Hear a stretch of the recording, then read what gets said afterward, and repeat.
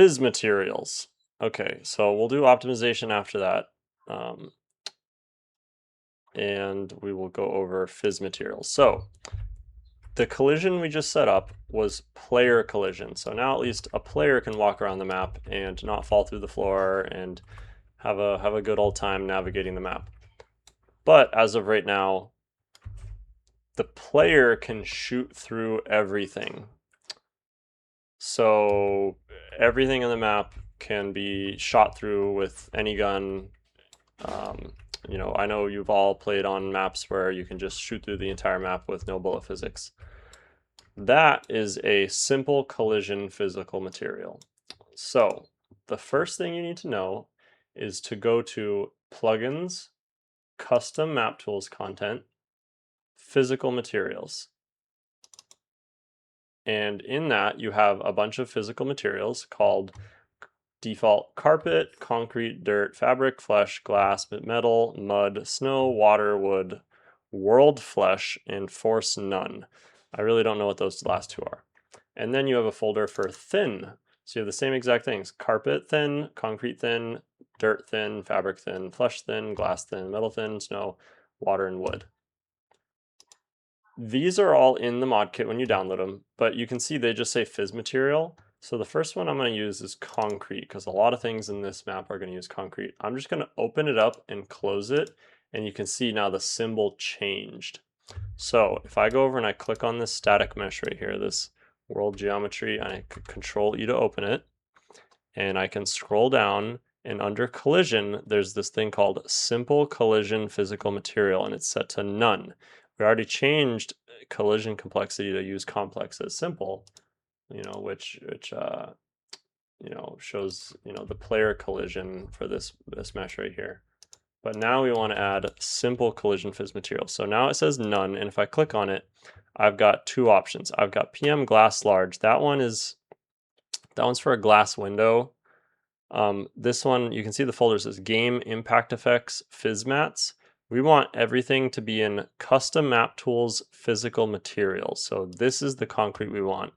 That, again, I opened it up, and it shows up because I opened that concrete up. If I go back to physical materials and I'm going to open up dirt and close it. I'm going to open up metal. I'm definitely going to use metal on this map. Mud, I might use mud. Snow, there's no snow on this map. There's no water. There's some wood on this map. And no carpet, no fabric. And then I'm going to open up thin. And I'm just going to open up glass thin, in case there's any glass windows we want to shoot through, and wood thin, because there's definitely some wood we want to be able to shoot through. So now that I opened those up and closed them again, I can go, you know, I'm going to go back to my UGC folder, and then I can go back to a static mesh, and if I open it up, now all those ones I've opened before will be available to choose from. So concrete, you know, this mesh right here is uses the material exterior wall concrete, so I want it to be PM default concrete. Now when a player shoots at this concrete wall, the bullets will impact the wall and they'll stop, because they're, again, they are a physical material and they're the default version, not the thin version. The thin version, like wood, means guns like the AK, like any assault rifle or LMG, can shoot through them, I believe, one time. So if it's set to thin, the first bullet will go through the first material, and then the second material it hits, it'll stop regardless. So that's how you, but if it has no simple collision, bullets will just continue through no matter what. So if this map had no simple collision, players could just figure out where the enemy spawn is and just shoot right through the map. So I don't want to go and set the simple collision phys material for every single object on the entire map one at a time. That would take way too long. Just like in the outliner for this, and I can find it right here, I can also find it down here under collision physical material override. So the first time I did a map, I didn't know where the right place to add these were. So you can always do it in physmaterial override and do default concrete there. And that basically will override the original, just like the light map settings down here. You can override the light map resolution. But we want to do it the right way, and we want to do it a relatively fast way. So there's two options that I'm going to present to do this to make sure you don't miss anything. Option number one is to, and both of these are going to involve clicking on the object, going to the material, finding the material, right-clicking, asset actions, select actors using this asset. Now I selected everything that has concrete. I could either go down to physmaterial override, and right now it says multiple values because everything has none except the one I set to concrete. I can set them all to concrete, and they're all selected. They all have a physmaterial as concrete, and I can hit H to hide them. And when I do this step, I try to do it all in one sitting, so I remember where I left off. Because again, if you don't do this in one step, it's not like player collision where you can go through and say like, oh, this is broken, I can fix this. You know, it's like you can't visualize. There's no way to visualize physical materials. So I try to do this step in one sitting so I know I don't miss anything. And I will literally go through, click on something, search for its material, right click, asset actions, select actors using this asset. Okay, now I got all those assets, and this one's blend rocks dirt. I'll go down here and set the material to dirt. Phys materials, not only do they determine what sound it makes when you shoot it, it also makes determines what sound the player makes when they walk over it. So like if you're walking over dirt, it'll be like a crunch crunch, you know, noise. If you walk over mud, it'll sound like you're walking in mud, you know, a little like wet. And if you walk over dirt, it'll be like kind of like a softer, like Minecraft style dirt noise. And concrete will be more like a clack clack, you know, because you're walking over a harder surface. So phys material is good for the sound it makes when players walk on it and what the bullet's sound makes when you shoot it. So you could go through, and then now I just set all those to phys material dirt, and I'm going to hit H to hide them. And what I will do is in one sitting, I will go through and I will click on things, search for their material, select all of that material, set the phys material, and then hide them. And I will continue until the entire map is hidden, just so I know I don't miss anything. The other option is to go to your folder, and you can either do it from here or inside the map assets. Go to the filter function and go to materials. If it loads, there we go, materials. And so now there's 260 items in this folder. And it looks like there's a couple materials that I still haven't fixed either. Model props CS assault.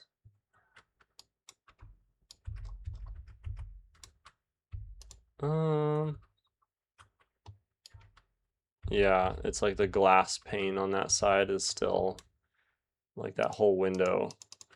All right, that's not what we're covering right now. So the other option, if you don't want to do it in one sitting, because it might take a while, there's 260 materials. So there are 260 times you're going to have to click on something, search for the material, right click, asset actions, select them all, set the material, hide it. Or what you can do is, again, go to this, sort by material. You get 260 materials, and they'll be in alphabetical order.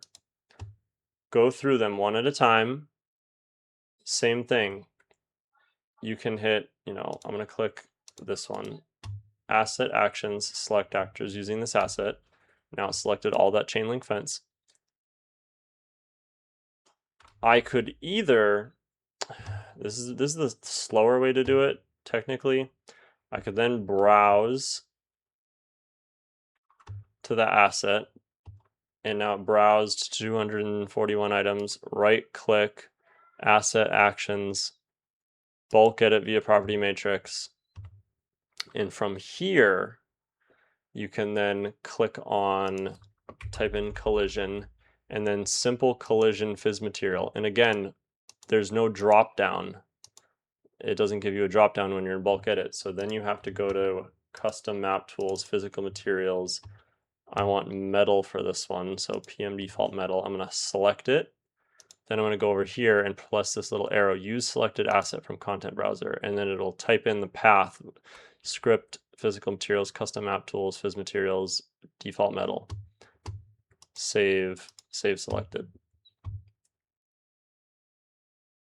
Back to the map, and then I hit H to hide them. But then you have to go back to UGC content, back to assets, and then same thing, uncheck material and check it back, and then remember where you were. So that's kind of the slower way to do it, but that's technically the correct way to do it, because then you're actually setting the phys material in the mesh, not setting the override. I don't know if it matters. I have no idea. Asset actions. Okay, I just did the chain link fence. You know, I don't know. I don't know if it matters. The correct way to do it is to set the phys material in the actual assets editor. You don't have to do everything either. Okay, I clicked on this thing, on this office chair material. There's one single chair and it's in a spot that players can't get to. Don't bother going and editing this one, because again, it already has collision for player collision because we bulk edited everything earlier. But and players can't get to this. It's outside the playable area. So just skip it, okay? Like cobweb 00. I know from when I was working on this in Blender, yeah, there's one piece of cobweb and it's outside the map. It's like, that's right here. So whoever made this decided to put a single piece of cobweb up in the corner right here as a decal that you literally can't see because it's behind. There was a chain link fence here, but I set the materials and got rid of them. I'm just going to delete that because that's just a piece of map that isn't needed. It's whatever. So now I'm going to hit computer, asset actions, select actors using this asset. Again, one single computer sitting in that office right there. Skip it. Concrete bags, select actors using this asset. There's 4 of them, and it's these right here. Okay, so it's like, yeah, sure, I'll go down to phys material, and I'm going to put, I know these are concrete bags. They're made out of concrete, but I'm going to use dirt because they're not hard concrete. It's like when you shoot at them, they're not going to make a sound like they're hitting real concrete because it's whatever. It's up to you. Really, the most important thing is that you get enough, undo and then H to hide. The most important thing is that you get a majority of the map, like this wall right here, okay? Again, I'm gonna find the asset, right click, asset action, select asset, 352. So look at all those metal walls right there on the map. Okay, we don't want players shooting through those. So you're gonna go through and you're gonna do phys material override, and we're gonna look for default metal. And I'm gonna hit H to hide them, because you don't want players shooting through the entire map. And so that is the fastest way to go about doing this, is setting as much of these things as you can. Click on this, search for the material, right click, asset actions, select all the assets. There's 5 shipping containers on the map. Set them to metal, H to hide them, and just go through the entire map and set the phys material to the closest thing you can think of. This map is mainly just dirt, concrete, and metal, and then a little bit of wood. There's really like fabric. This tarp right here is fabric, so I could set all these tarps to fabric. There really isn't much fabric elsewhere on the map. You know, all these metal pipes, and just go through the entire map. I'm gonna cut through it. Maybe I'll do a couple, but That's all you got to do, is just to make sure people don't shoot through everything on the map, is just go through, click on something, go to the material, sort to the material, asset actions, select actors using this asset, scroll down, set it to, concrete's up here, set it to concrete, hit H to hide them, and just keep going through the map until you've hidden most of the map. You don't need to set fizz materials for these little tiny pebbles, because it's not like, players are going to be shooting through the pebbles on the ground. Who cares? Just do as many as you can. Again, I try to get this done in one sitting, so that way when I do it, I can just keep hiding things as I set them, so I know where I left off. Because if you save and quit and close the project and reopen it up the next day, you're gonna have the entire map there again, and you're gonna go, oh geez, I don't remember which ones I've set fizz materials to. You're gonna click on things, and you're gonna have to click through all of them again and just do the exact same thing, where you click on them, go to the material, select them all, and then instead of setting it, you're just going to select them all and hide them until you're going to have to check, oh, did I set a fizz material for these? Oh, I didn't. Okay, set that, hide them. So again, do this in one go. Make sure you have the time to sit here. 260 materials, it's probably going to take 2 hours of just literally doing the same thing over and over again, clicking on something, sorting to the material, right click, select actors, concrete dirt blend. I could name this concrete, or I could name it dirt. That looks more like dirt to me, so I'm going to set these to dirt, and then hit H to hide, and just do that. Okay, it sucks, it's not fun, you have to do it, otherwise people can shoot through the entire map and people will hate you. So good luck. I'm gonna do this right now, and I will meet you back when I'm done. Also, make sure to save while you're doing this, because if the editor crashes, you're not gonna have a fun time having to redo any of this. So make sure to save every couple ones you do, make sure to save them. So I have just spent a little bit of time going through, maybe only about an hour, and going through and adding fizz material to a lot of the world geometry. And before I go any further, I want to talk about the difference between the world geometry and static props when it comes to certain things like this, and then the next step, which are going to be LODs, and then a little bit more optimization. So as we can see, so I can hide and unhide all the world geometry. So this is what I started with, and then this is what I ended with. So I still have to do, there's still a couple more things in world geometry, like this fog and this fog in the background that I need to fix. But the rest of these, when I click on them, are all under the static props. And that's why it's important that at the beginning we kind of sorted through these and put them into different folders, because they do behave a little differently, and you should change a few settings a little differently.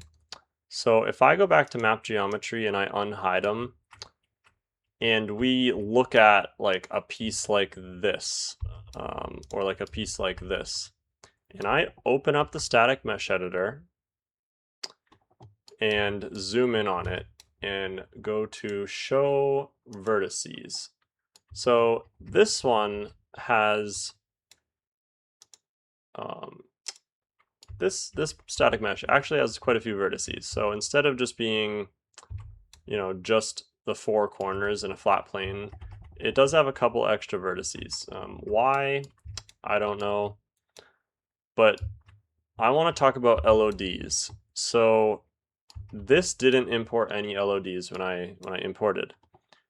In the static mesh editor, you can go down and go to LOD settings, and I will link a video maybe that goes over these, but there's a couple ways you can set LODs. You can set LOD groups. So changing LOD group will overwrite the current LOD settings from defaults to LOD group foliage. Do you wish to continue? I'm gonna hit no. So there's default. Unreal has some default settings that you can pick from for LOD groups. I'm not entirely sure which settings, are which, but you can pick something like this and say, okay, this is like a large prop or level architecture or foliage or I don't know if that's decoration. I don't use that too much, but that's something that you absolutely can use if you want to. But I'm going to go down to number of LODs and change it from 1 to 3 and then hit apply. And what that does is that auto creates a couple different LODs. So LOD 0 will be the entire mesh. LOD 1 will be about half the triangles. And so it will decimate about half the triangles. And if I uncheck full collision, and then LOD 2 will be even half the triangles. And you can see the change between LOD 2 and 1 on the surface. If I go between these, it stretches it just a little bit. Now, this mesh, it's not so big of a deal. I'm going to go back to LODs and go back to 1 and apply changes. I'm going to close this one. I'm going to see if I can find something that is a little different. So if I open this one, see this one has 8,000 triangles, so that is quite a bit. The problem I ran into on Ruins is that all of these squares that made up the map geometry on Ruins were actually pretty low triangle count to begin with. And what ended up happening is if I increase this number of LFDs to like 7, and I go down the list, and each time it halves it. Okay, so this one, even just one LOD down did it. So I go from LOD 0 to LOD 1, and you see how it shaves off parts of the mesh? And I go down even more, and it shaves off even more triangles, and it shaves off even more until we get to this. What ended up happening on Ruins is that a lot of these pieces of mesh would end up being reduced like this, and you would end up with gaps in the level.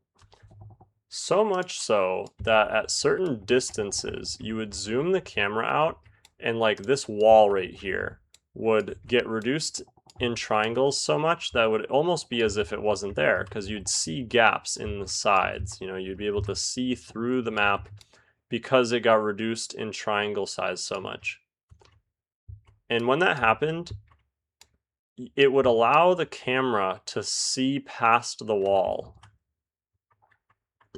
And what ended up happening with that, oh geez, I'm trying to see if I can go back in settings enough to, I'm gonna get rid of the LODs on here so I don't forget. What would happen is it reduced the triangle count so much on so many different pieces of geometry that you would eventually be able to see past the geometry in certain places. And the biggest problem that had was with dynamic culling. And so how Unreal Engine renders, if I go like this, so if I pan the camera like this and I go down to console command and I type in freeze rendering, it will say, I think I typed that in wrong.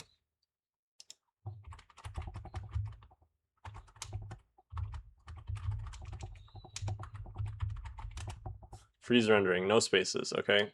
And now it says rendering frozen. And if I go up like this, there's nothing there. So how Unreal Engine dynamically culls objects is based on your viewport. So if I do freeze rendering again, it will all reappear. So what was happening is, like over here, I'm looking over here in this building and I can kind of see through this wall right here and see what's going on over there.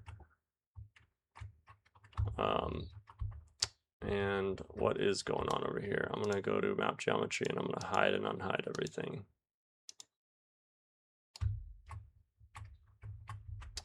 And so you can like see through that window. But if I do freeze rendering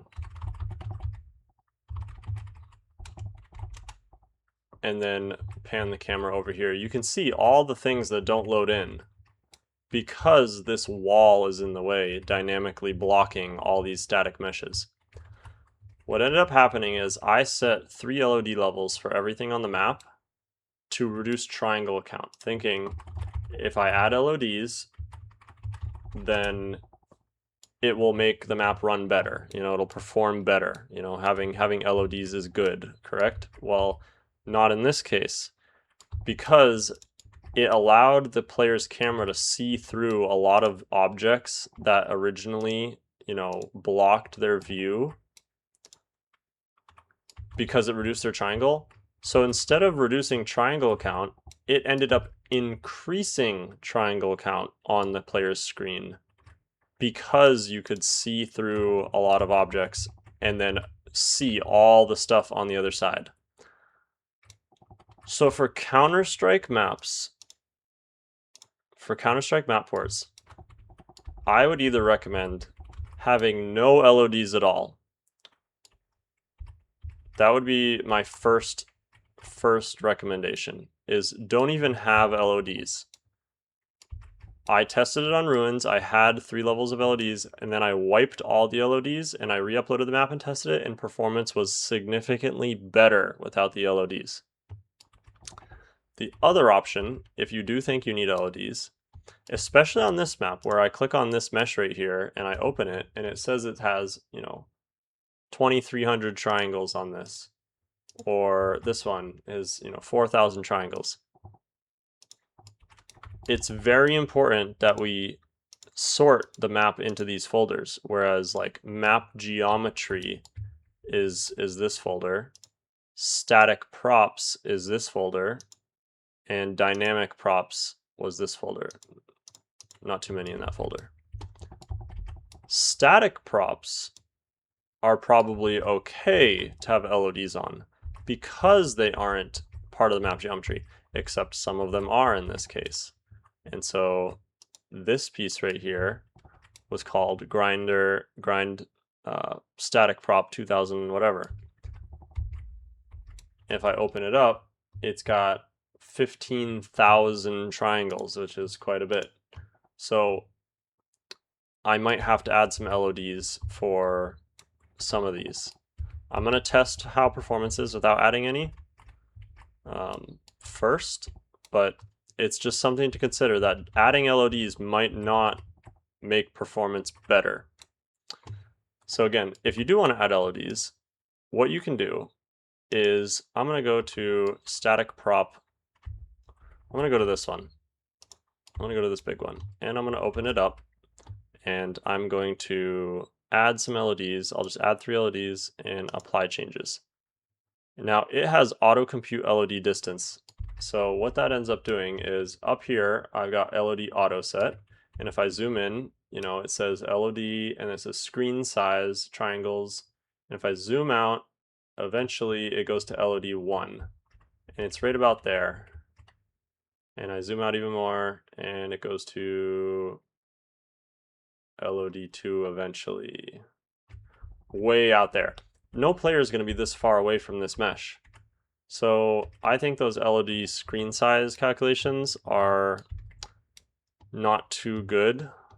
So I'm going to turn off auto compute LODs, and I believe there's a way to change it to distance. That might be for something else.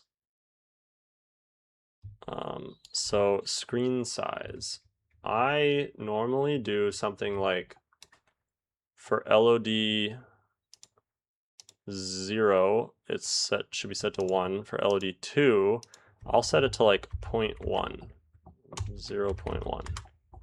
And then for LOD 2, I'll set it to 0.05. And then when you change LOD picker, you got to go back to auto or auto up here. And so at this far away, it's 0.1, and at this far away, it's 0.2 for LOD 2.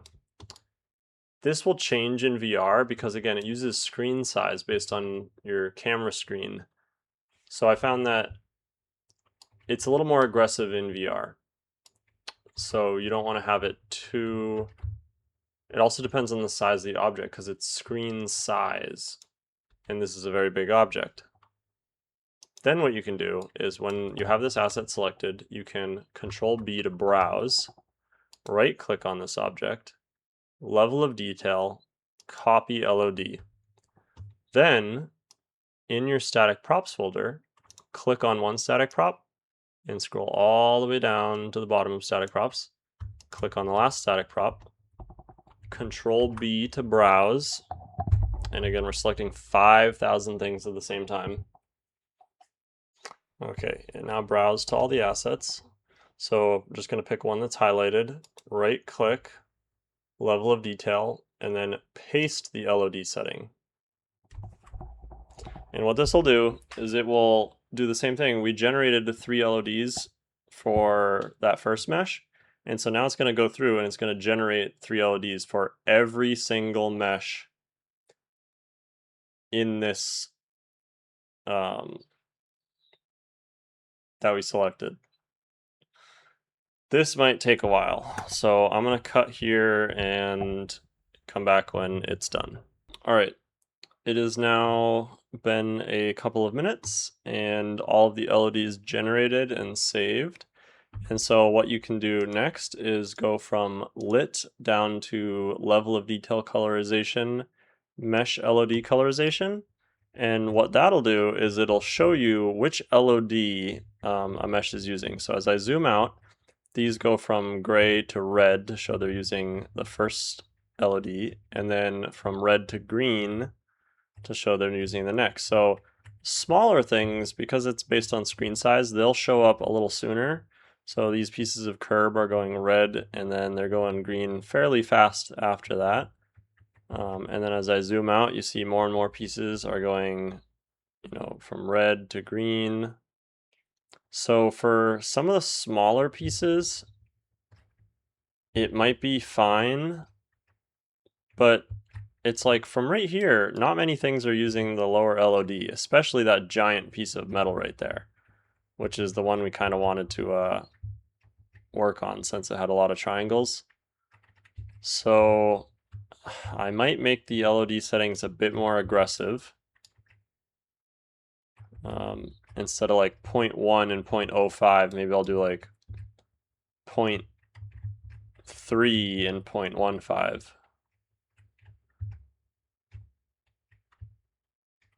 But this is just a way to visualize, what things are using what LODs. The other thing you can do is go up to this button up here and then stat engine unit. And this will, it's probably really small to see, but up here it's got draws and prims. Primitives is, I believe, how many triangles it's showing. If I pull up my notes, I think I wrote down how many triangles in primitives Berlin Wall was using.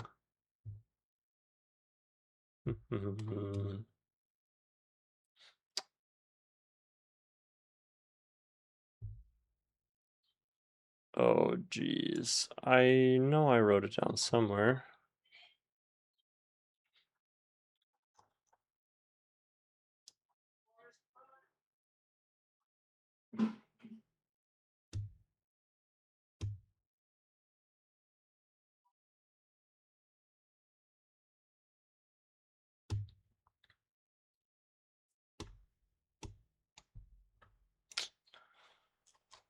All right, I can't seem to find it. So what I do know is right now draws are at 1,000 and primitives are at about 600,000. And as I go around the map, draws stay or anywhere from 800 to 1,200. Primitives go down to about 300,000 triangles. 300,000, 100,000, 200,000. And if you look right at the floor, primitives are at 32,000 triangles. So, that's pretty good. Draws are all the way at 256. And you go around the map and you can kind of just go around the map and I'm looking at these numbers up here, the draws and the primitives, and just seeing them jump around.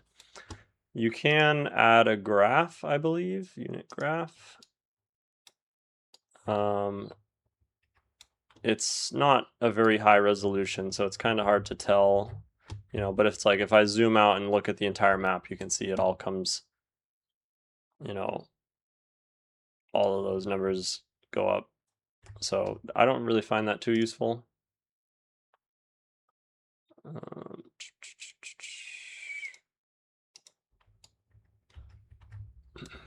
What else are there?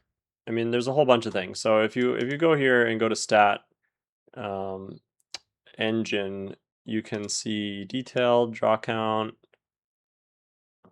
summary. It'll give you a ton of information. You know, how much memory you're using, how much VRAM, CPU, GPU, but this is all in editor. This doesn't mean it's going to be using the same amount in game. So a lot of those I think are pretty useless, so I'm going to get rid of them. The only one I want is unit. And so I think for CSGO map for Pavlov, this should be fine. I think most players will be able to run this, you know, at this point pretty good. And this isn't even the most important thing. So now we're going to go over the most important thing. So if you remember back at the beginning of the video, we went into Blender and we went into most of the map geometry.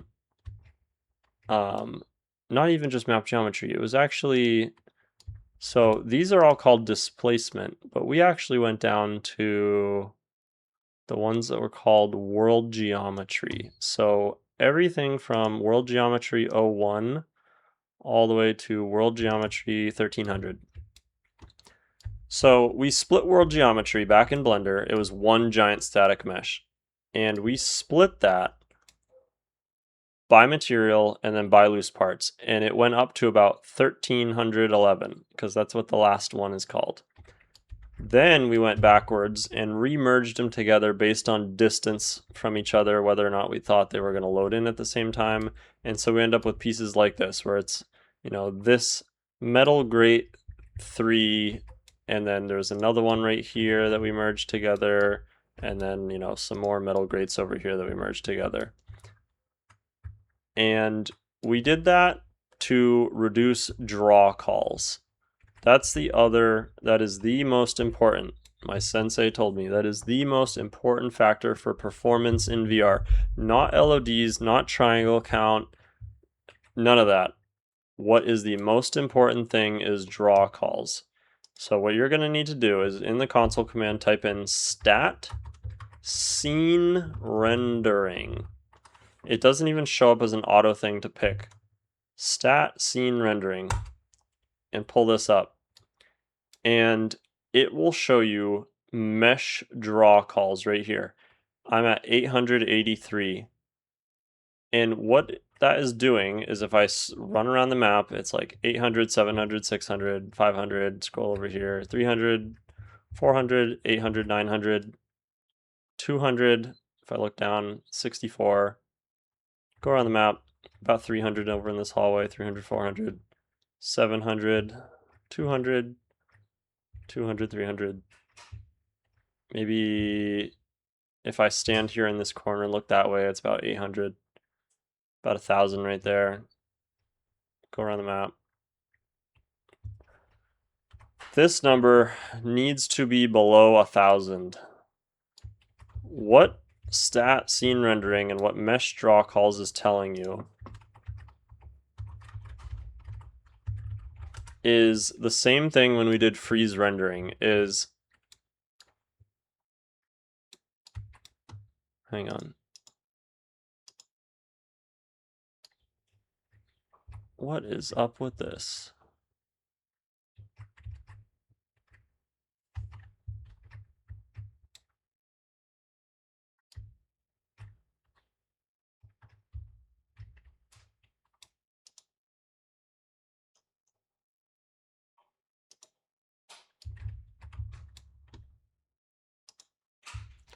Okay, so at some point I moved that piece of geometry. Crisis averted. Okay, so what stat scene rendering and what those draw calls are telling you is how many individual things are being rendered on the screen. So if I'm standing right here and I'm not looking, and I do stat scene rendering, I have 748 mesh draw calls.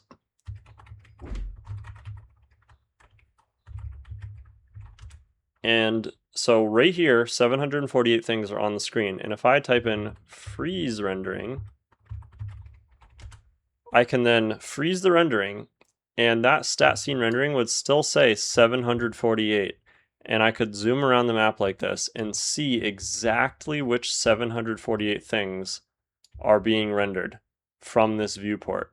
So again, standing right here, somehow in our peripheral vision, like maybe I was like over here, somehow the game thought, okay, you can see over here, you can see this wall right here, which has all these pillars right here. It's got this wall right here, and I can go and I can click on these and hide them. And if I did this, I could count 748 pieces. 2, 3, 4, 5, 6, 7, 8, 9, 10, 11, 12. You get the point. I'd go through this and I would count 748 roughly pieces. You got to also count the editor, you know, there's a couple other things, like there's like maybe 10 draw calls minimum just for having the editor open. But 748 things on screen being rendered at the same time. Every single draw call is your CPU telling your GPU, hey, you need to draw this mesh.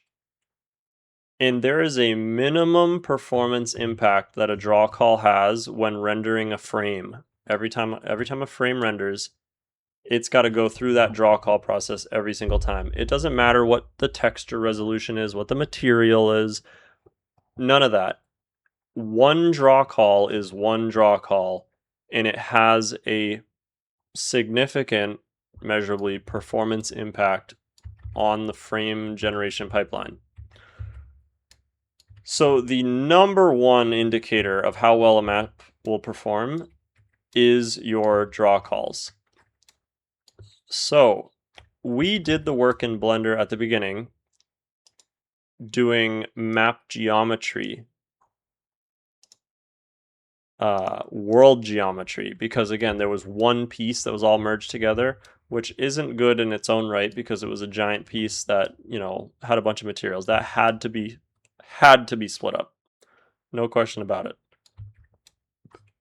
And then we merged that world geometry. If I go back up and I find the world geometry 01, we re-merged it down to 305 pieces, which is pretty good.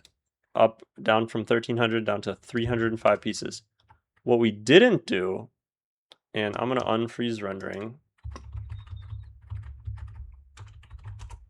we didn't merge everything that wasn't world geometry. So all of this displacement terrain, let's see how much it adds up to. 1,120 pieces. And if I click on all of them, you can see where all those pieces are.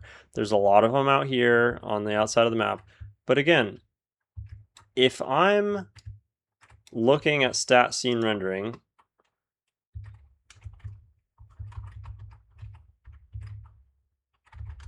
and I'm looking over here into the distance, I've got, you know, 519, if I'm looking right here, 519 draw calls. Because when you're looking out this way, this is all you see. You just see the terrain out here, all these different pieces. And they're pretty big, so it's not like they're causing too much of an issue. But if I zoom out on the map and go all the way to the top, in our outliner, we have 7,000 actors. But if I zoom down and look at the map, I've got a maximum of 10,000 draw calls when I'm looking down. The reason why is because every mesh that has multiple materials counts extra. So you can have 7,000 actors placed in more than 7,000 draw calls. That's just that reason. So what do you do to reduce draw calls? Well, what we should have done, and I might cut the clip and edit it back into the Blender segment, is we just did map geometry. We just did world geometry. We could have also done displacement, world displacement tiles. And if I select all of these, we could have merged some of these together. So like if you're looking at these right here, we could have taken these 4 squares and maybe merge them together to reduce that from 4 draw calls down to 1. Because if you're going to be over here and you're going to be looking that way, you're probably going to see all 4 of those at the same time from whatever angle you are, like standing over here. Same thing with any of these. You know, we could have merged a handful of these together. So that way if you see one, you're going to see them all anyways. You got to merge them together. The big culprit I found on this map, and every map is going to be different. It all depends on how the map is made by the original creator. What I found on this map is these dang stupid pipes. These ones. 1, 2, 3, 4, 5, 6, 7, 8, 9. Look at all these pieces. And if I go to the material and I asset select actors, there are 1,400 unique pipe pieces on this map. That is outrageous. That is unnecessary how many pieces of pipe there are. Now, you're not going to see most of these pipes at any given time because, again, if you're down here and you're like walking through here, all the other ones are not going to render because they're going to be occlusion culled. And I walked around the map, I panned the camera on the map, and we looked at stat scene rendering, and most areas, the draw calls were under 1,000. So the question is like, you got to fly around the map and say like, okay, where am I going to see all these things? Like, are these ones? See, these ones are merged together. I like this. 1, 2, 3, 4, 5. Okay, now are these merged? Yeah, they're all merged together. All of the pipe pieces, this piece, all the brackets, that's good practice, how having those all merged together. You could even merge all of these together because, again, if you're going to be over here and you're in spawn, and the only way you're going to see that is if you turn around and look. And if you're standing right here, okay, it's like maybe sometimes you're not going to see all of them at once. It's you know, like look at this fence, you know, like, okay, this one has like a couple different parts. But again, every draw call is worth its weight in gold to get rid of. So if I undo until I've selected all 1,300 again, I'm just gonna do it like this. So if I go to these pipes, and again, all these pipes are individual pieces. Okay, maybe not these ones. See, these ones are merged together, but these pipes are all individual pieces. I found that on this map, this was the biggest culprit for draw calls. Because again, we have 7,000 actors and 1,400 of them are just this stupid pipe. So best practice says I should have done this in Blender. I should have looked through all of the static props and found out that, oh, hey, these pipes are all the same. And I should have done it then, but I didn't. So we have a couple options to merge these pipes down. I could A, do nothing and hope that the map performs well enough. You know, and if you look, it's like, okay, well, where on the map are you really going to see these pipes? You know, it's like when you're standing here, most of them are occluded. You know, there's a lot in this room. I think #1 spot is I'm going to try and merge these ones in this room because there's a lot of them that are visible at once. Overhead right here, when you're walking through this hallway, you can see a lot of them. When you're in this spawn, you can see those ones, not too many. Walk over here, you can see these above your head. So it's like, even if you're not looking at them, your camera's gonna see them above your head.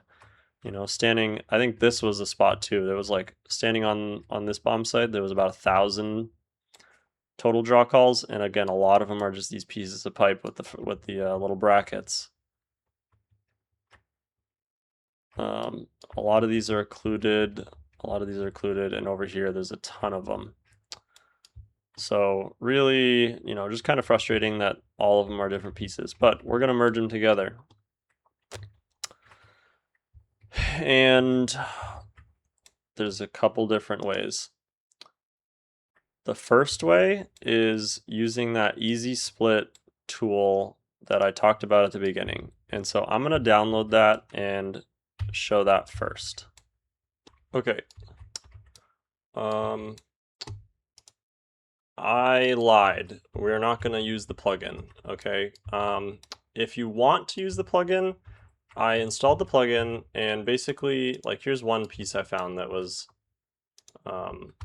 you know, a bunch of pieces. So if I go over here, and this is what we're going to want to do to reduce draw calls even further, is go over here and find something like this static prop. And if I click on this, and go to its material, it's called, where is it? Metal barrier wall. Asset actions, select actors using this asset, and I hit F to focus. Like, let's say there was something over here on the map, you know, and I like clicked on all these and I hit F and it zooms out. That means I know, like, okay, hey, there's something on the other side of the map that's using the same material. But in this scenario, it selected 80 pieces of material, and they're all right here. They're all just sitting right here. 80 pieces. That's outrageous. There is no reason why these should be 80 different pieces. So the proper way to do this is, if you don't have this merge actors tab, what you do is you go over to actor, select tools. Okay, you might have to be selected on everything. So actor, yeah. Over here. So the tool I downloaded, the Easy Split plugin, will have something called split by loose parts and split by material, which technically are supposed to work the same way Blender did, but they do not work. Do not rely on splitting by loose parts and by material in Unreal Engine. Do it in Blender. And merge as much as you can in Blender as well, because Blender will do it the right way. Blender is made to do that. It's made to join and split meshes and redo UVs and all that stuff. Unreal Engine is not so great at it, at least splitting things. Merging, it's all right. So we're gonna do it the correct way using the Unreal Engine tools. But if you download this Easy Split thing, I would literally just click this button to merge, and it would just merge all these into one static mesh using the same exact material. That's how easy it is. It's not that much harder using the Unreal Engine merge tools. So what we're gonna do is we're gonna select all those. Make sure over here in the outliner it says materials and it only has one. If it has a second thing and it says display two materials here, you don't want that, okay? You can do that. You can bake down materials in Unreal, but that's not what this tool is for. Or sorry, not what that tool is for, but that's like a whole separate thing. We're gonna just merge things that are the same for now. So actor, merge actors, and then I'm gonna do merge actor settings. Rather than just, I could hit merge. So it says merge the source actor components to generate a single mesh. No simplification is performed. We'll generate a single static mesh and optionally bake down textures. I'm gonna open up the full settings, and so it'll open up a tab, you know, somewhere. And so it might open them up here. What I like to do is I like to take it and put it down here next to the content browser and then drag it up. And we've got merge settings.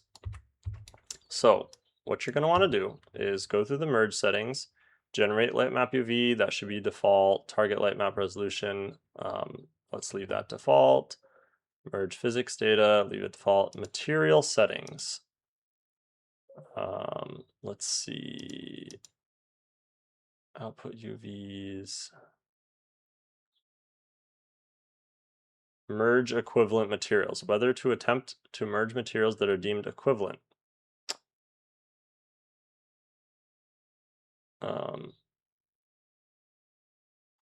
So merge materials. Let me see if I select these, if it gives me another option.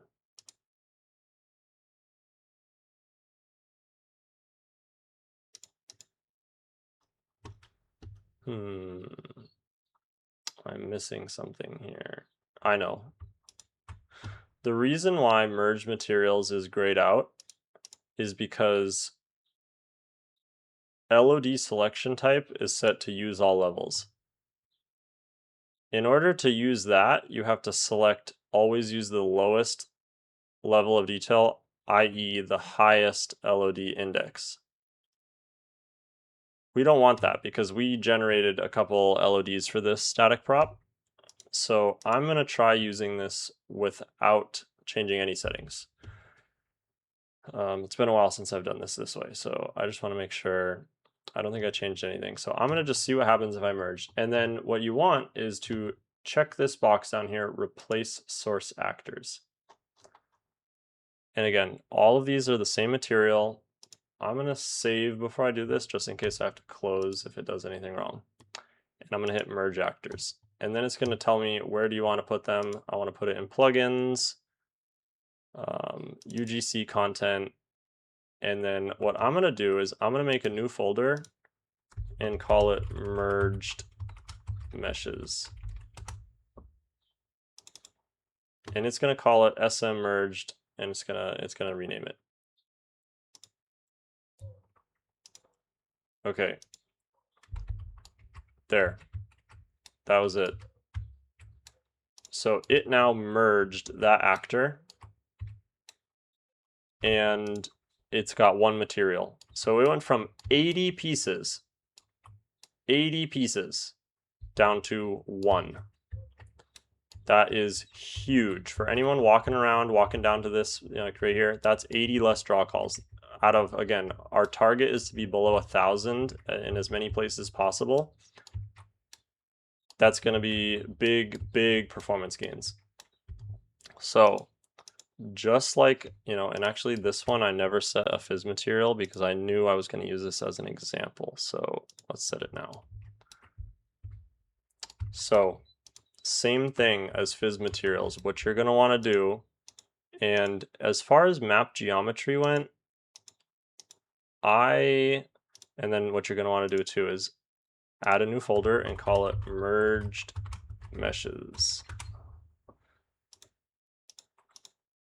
Always be tidy, so that way you've already done something. What I'm going to do is, what did we find out? We found out that map geometry only included about 1,400 pieces. So I'm not going to find huge performance gains in world geometry. There's definitely things to merge. Like over here on the ground, these tiles, could you merge some of them? Yes, but again, that's not where the huge performance gains are going to be. We already went through world geometry. Actually, we already went through world geometry in Blender.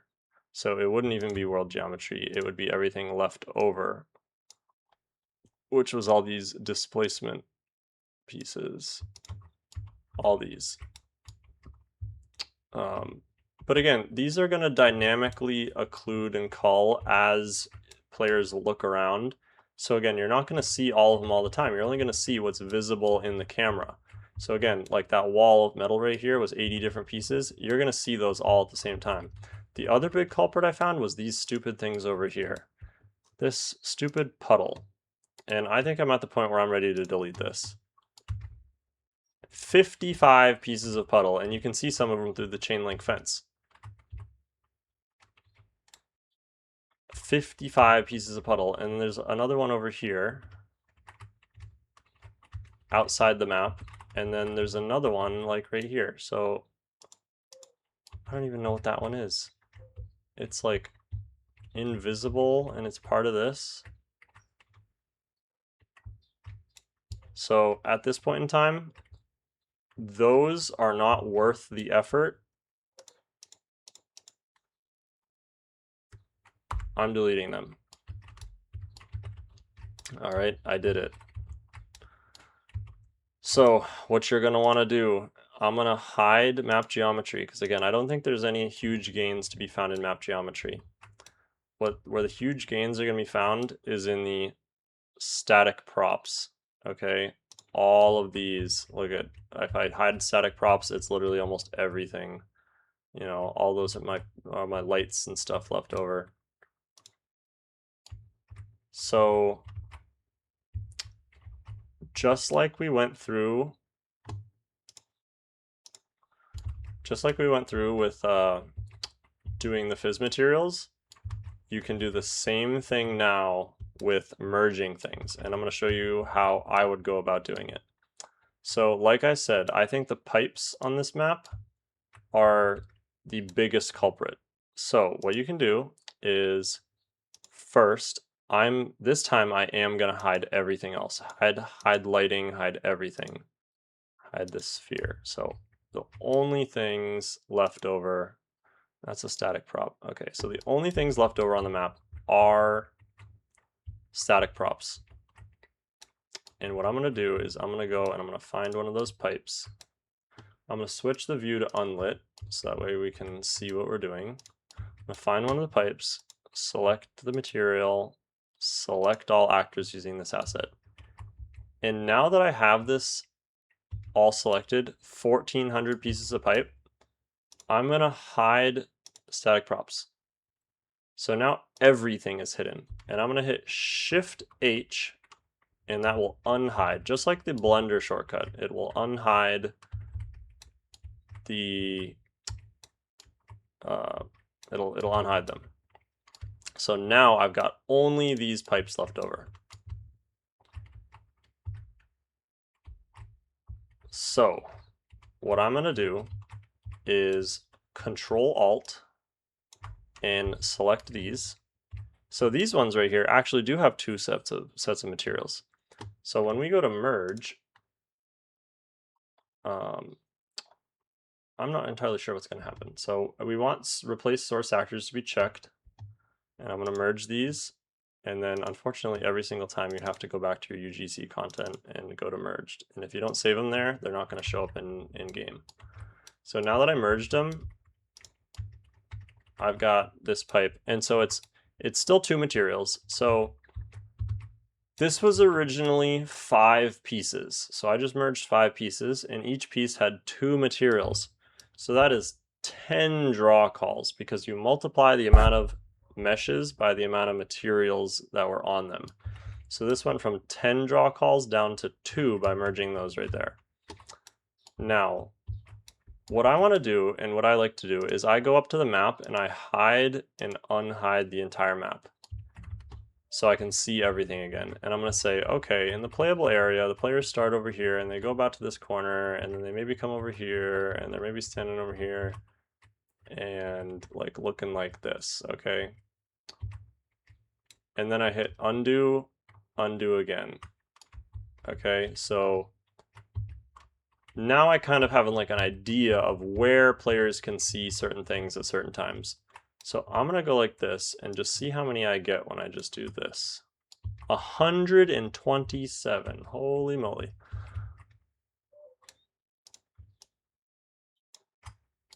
I'm gonna grab up to about there. Now, if I go back to merge actors, there's another option. There's merge, and then there's also simplify.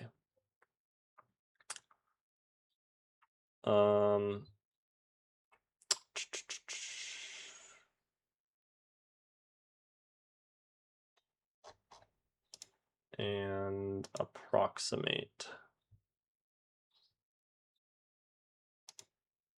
Let's see if there's a option to reduce. No.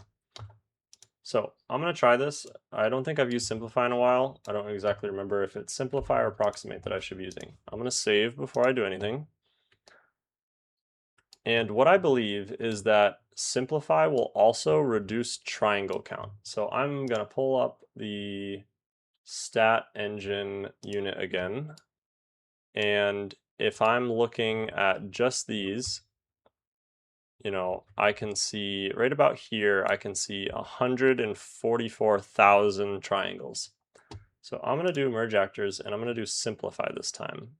And I'm just gonna leave the settings default. Merge, and this one, I'm gonna go to merged assets and I'm gonna replace source actor. Oops, cancel, make sure to replace source actor. Merge, merged assets, hit save.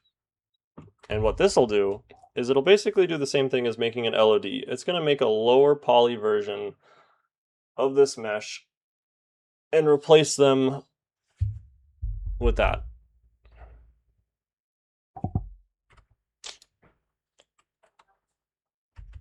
Okay, that really reduced the poly. And it baked down the materials, because what I didn't realize is that that had 3 materials on it. So I'm going to hit Control Z, and so luckily you can undo that.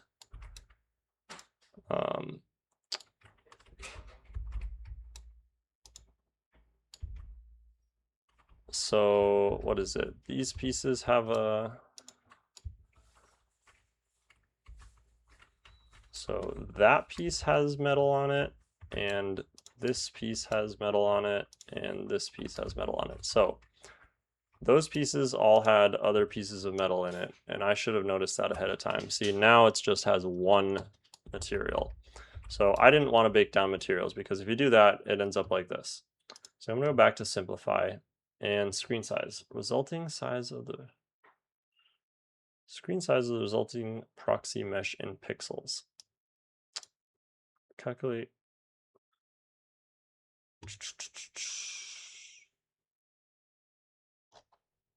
I think approximate maybe has better. Output mesh material, approximate accuracy.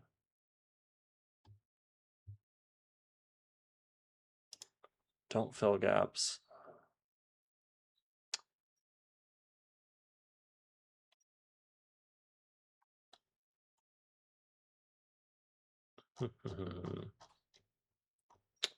All right, let's try merge actors approximate and see if that one's any better.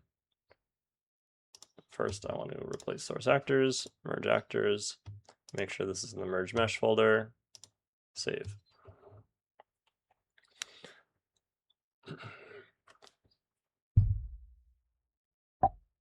And again, I'm now selected on 120 pieces, and the goal is to reduce the triangles and the draw calls by merging them together. Okay, that one didn't quite work either. You can see what that did. It just made a giant blob. So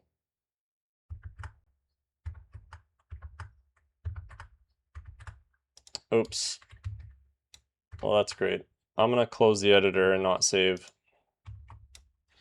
Okay, future impervious here.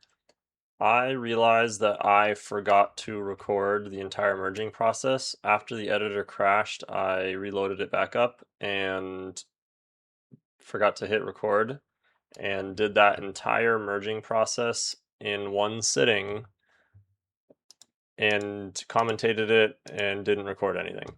So I'm just going to go over what I did now, because that is the most important part. To get good performance in the final map, that is the most important part. So I want to make sure I go over it nice and thoroughly. So what I'm going to do is, again, I'm going to hide all the folders that I'm not going to be working in. So map geometry, and leave everything but static props. And so without static props, there's nothing. This is recorded after the fact, where I did get the Skybox all fixed, so I can hide that. And this is what it should look like where I was at before. And I was in unlit mode. And again, the biggest culprit that I found was these pipes. And so I made a folder called merged meshes, and you can see here's all the things that I ended up merging. And there's honestly probably a lot more things that I could merge.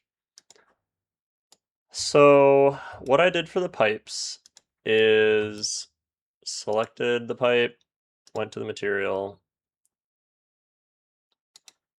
asset actions, select all actors using this asset, hide everything. So if you go up to the map, you can hide everything, hit Shift H to unhide everything. This gives you just the pipes, and at this point, if you hit Control A, it'll control all, and it'll only select the things on the map. Always use F to focus and just see, hey, what do I have selected? When you do something like this, just so you can see what do you got. So what I ended up doing is finding everything that had the extra material, so girder set, and then you can right click that, asset action, select actors using that asset. So you see 14 pieces on this map had a different material associated with it. So I went and I hid that. Select actors using this asset. So now I have everything with just one material, element 0, pipes, no insulation. And what I did is, again, I went methodically through the map. So this group of pipe over here, I think I merged this all into one piece, yes. So I'm not sure how many pieces this was originally, but again, I found that all of the rings on these pieces of pipe and all the individual sections and elbows were all their own pieces. So if I had to guess, this was like 50 pieces of pipe. Alt and Control to box select, and what you can do is up under settings, there's a box that says box select occluded objects. By default, this is off. You want to check this on, so that way it'll select any pieces of pipe that are behind the camera, anything that's occluded.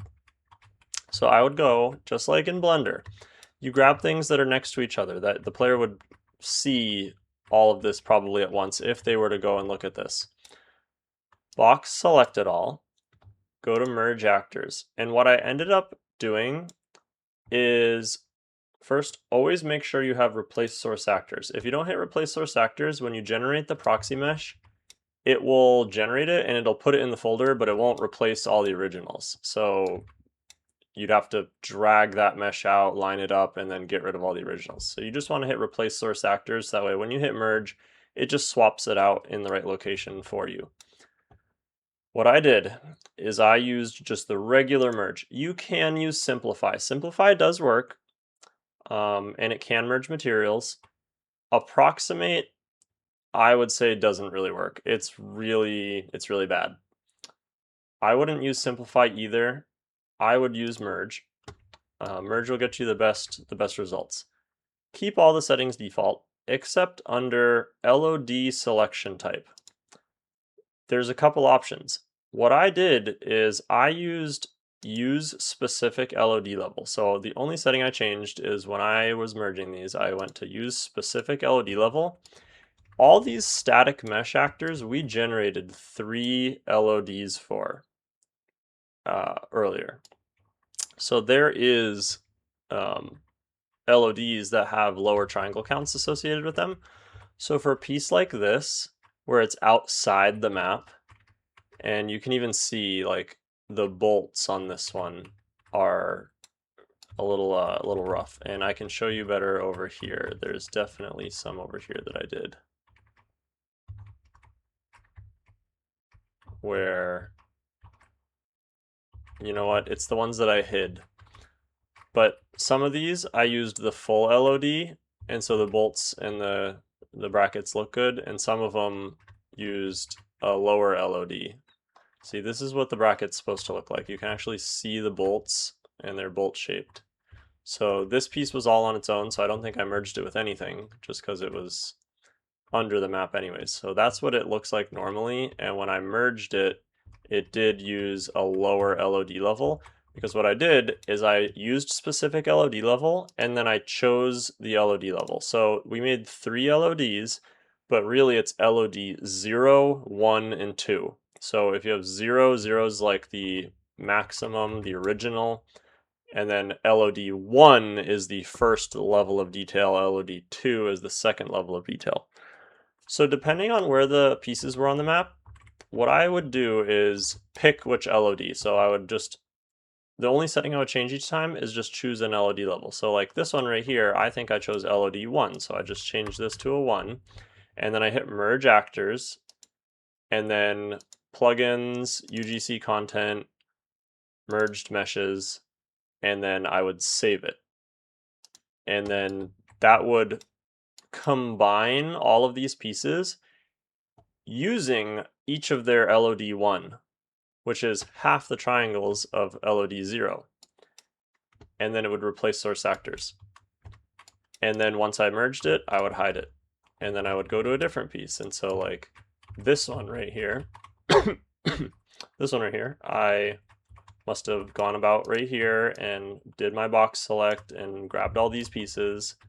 And then in merge, I either left it as 1, or maybe I changed it to 0, or this one looks like I used 1 as well. Hit merge, plugins. I think if you drop these down, you can maybe leave them there, merge meshes, and then hit save. And it would replace them, and then I would hide them. This one, these pieces were all of the pieces. So again, I would unhide the map, and I'd be like, okay, look at these pieces are all inside this building. So when you see these, it's all gonna be pieces that you would see inside this building, like especially standing right here, you can see the ones under the floor, on the walls up here. I'm pretty sure in this room there was like 400 pieces of pipe, including all those brackets. So I just merged them all together and I used the lower LOD. No one's gonna notice. These are set dressing up on the wall. So get rid of some triangles as you do it, merge them all together. Again, reducing draw calls is the #1 performance indicator for VR.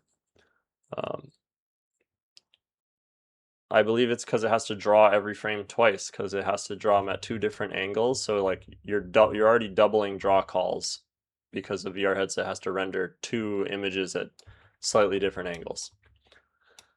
So I merged all these together, or I would look at the map like this and say, hey, look, these are all in the same room. Where does, like, I think I was looking in between these 2 walls right here, seeing where it cut off. And if I look at my camera like that and then do Control Z, yeah, this is what I was doing. I was looking like, I was like, hey, look, this clearly these don't connect. And why is that? It's because there was a wall in between. So I didn't want to merge anything in here with anything out here, because that means if someone saw a piece out here, it would render all the pieces inside the building at the same time. So that's how I made my distinction. I probably like put my camera like right about here, and I box selected right up to about there, merged them all together, hid them. These pieces, merged them together. Those pieces, I merged them together. You don't want to merge everything. Just like map geometry being a huge piece, you don't want all of these pieces to be merged together across the entire map, because then if you see one piece, you're going to see all of it, because it's not going to, it only occlusion culls individual static meshes. So I, broke them up. These are clearly not connected. There's a wall. If I unhide and hide the map, there is a wall right here. And these don't even line up, but they're on other sides of the wall, and so like all those pieces I merged together. These pieces had a bunch of rings that I merged together. Same thing, you're just gonna go, these pieces right here, these were in the building. I even missed a piece right here. These were in the building, so that little warehouse with the forklift, these were under the roof, but then these ones out here were over the roof, so I separated them. So that's all you're going to do, is you're just going to go through the map, box select things, using merge actors, specific LOD level. I think these ones out here, I used LOD level 2, because hey, these are outside the map, they're wicked far away, no one's going to look at them. I used LOD level 2 for these, and then merged them. Merge actors, plugins, UGC content, merged meshes, hit save, and it'll auto replace them, and then hide.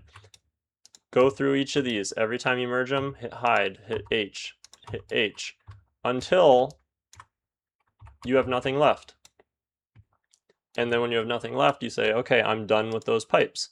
So I would unhide, rehide the map, and then unhide static props. And then I would look at static props and go, okay, what else is there to merge? Like, is there any culprits? I would sometimes do this. I would box select, and I'd see how many things I grabbed. Like, I would box select this and say, wow, I grabbed 100 pieces. Like, what 100 pieces are right there?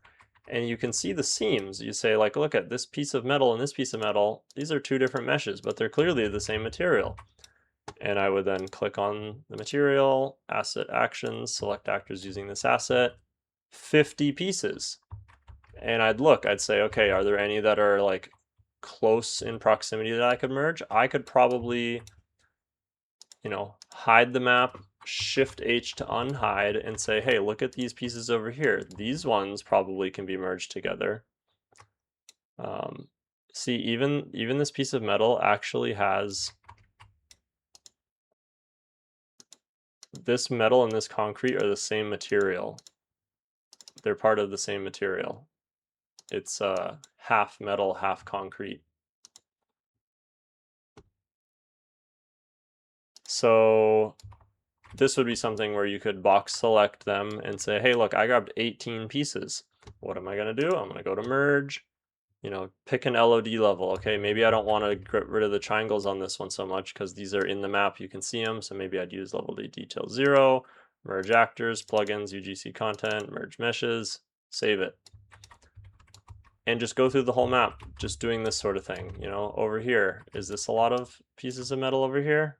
No, that's a merged one. I merged that one. That's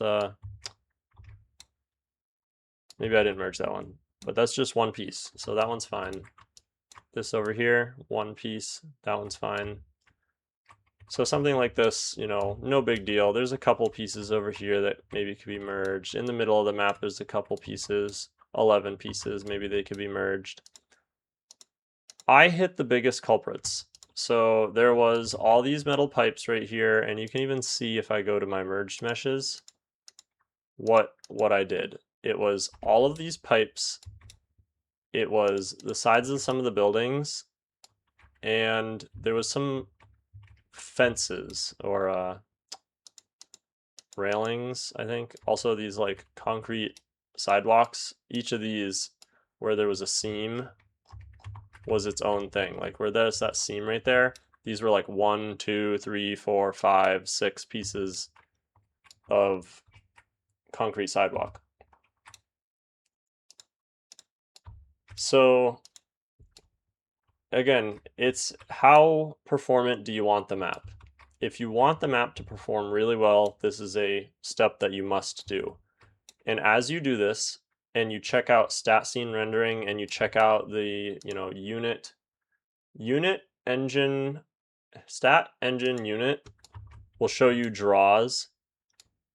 It's a little off from stat scene rendering. They're not one-to-one, but they're pretty darn close. There's always a little more draws in this than there is in stat scene rendering, but they're technically the same thing. So right now I have 3,000 draws, but that's just because, again, I'm not occlusion culling anything. I can see right through the map. If I redo the map, now my draws are stabilized about 1,500. Right here, they stabilize at about 1,100. But again, the one you want to really go off of is stat scene rendering. And right now, my mesh draw calls say 480. I started originally right here. It was like 1,000. This was the worst spot on the entire map where T-spawn would spawn, and it was about 1,000 over here. But I merged enough stuff with these buildings in the background and a bunch of things that I got the draw calls right here down to 650. And as I fly around the map, 700, 500, 400, 300, in this room, 450, standing right here, maybe 412, 400, 300, 200, 200, 200, 300, 200. I mean, I remember this corner, it was like 800 to 1,000 standing right here. Now it's all the way down to 620, 580, 350. You want that number? I'm looking at mesh draw calls right here under stat scene rendering, 250. You want this to be as low as possible. So, and if you want to make a map for quest, ideally you want to be like under 300, even under 250, like everywhere, which can be done. If I wanted to make a quest compatible version of this map, what I would do is I would go through and I would start splitting hairs. I would say, look at these pieces right here. I would merge those. All these are the same. I would merge those.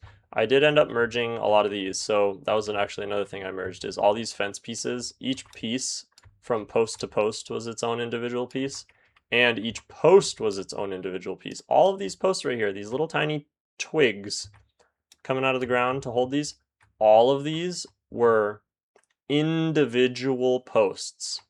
That's criminal, okay? because again, it means when you look out over this, you know, overlook right here, each one of these posts, there's like 100 of them, we're adding one draw call when they don't need to. Adding a draw call is significantly more performance impact than merging them all together and then just having more triangles, which if you see them all, you're going to see them all anyways. So again, draw calls, 100%, number one, performance impact. You can go through and you can merge things, and under merge actors, I think what I didn't do is I didn't show how to like merge something that's two different materials. So maybe let's just grab something simple. So like this box right here and this post. And if I hit F to focus in on them, okay. So these have two different materials, pylon and electrical panel. You can, under merge actors, material settings, there's a checkbox for merge materials and it's false. If you always use the lowest level of detail, then you can merge materials, which lowest level of detail means it's going to use the worst one. So what you could do is get rid of the LODs on here, so that way when it does merge, it uses the best LOD. I don't know why it doesn't let you use a better LOD. It's really unfortunate, but that's how you would do it, is you would change it to always use the lowest level of detail, and then when it merged, it will merge materials, and then under material settings, you can set the texture size. It defaults to 1024 by 1024. It defaults to generating a normal map, if there is normal maps to combined. Everything else you can pretty much leave the same. And then if I just hit merge and go to plugins, UGC content, merge meshes, and hit save, it will merge these together and it will break the materials down. This is one option for like optimizing to extremes. And I think later on in the video, I do cover a few other things. And so what this did is it used the lowest LOD, because you can see the box kind of, the box like really lost some triangles there. But it generated a merged material for these. And this one was pretty good. Sometimes the merge material looks horrible. If you try to merge more than two things with two different materials at once, it ends up running out of space. So you either need to use a higher texture resolution, but I can hit Control Z and undo that.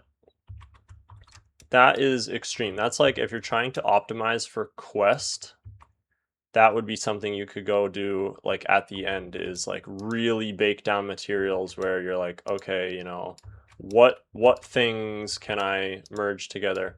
But you would do that based on stat scene rendering. You'd go and fly around your map and say like, hey, are there any spots like over here where there's a lot of draw calls?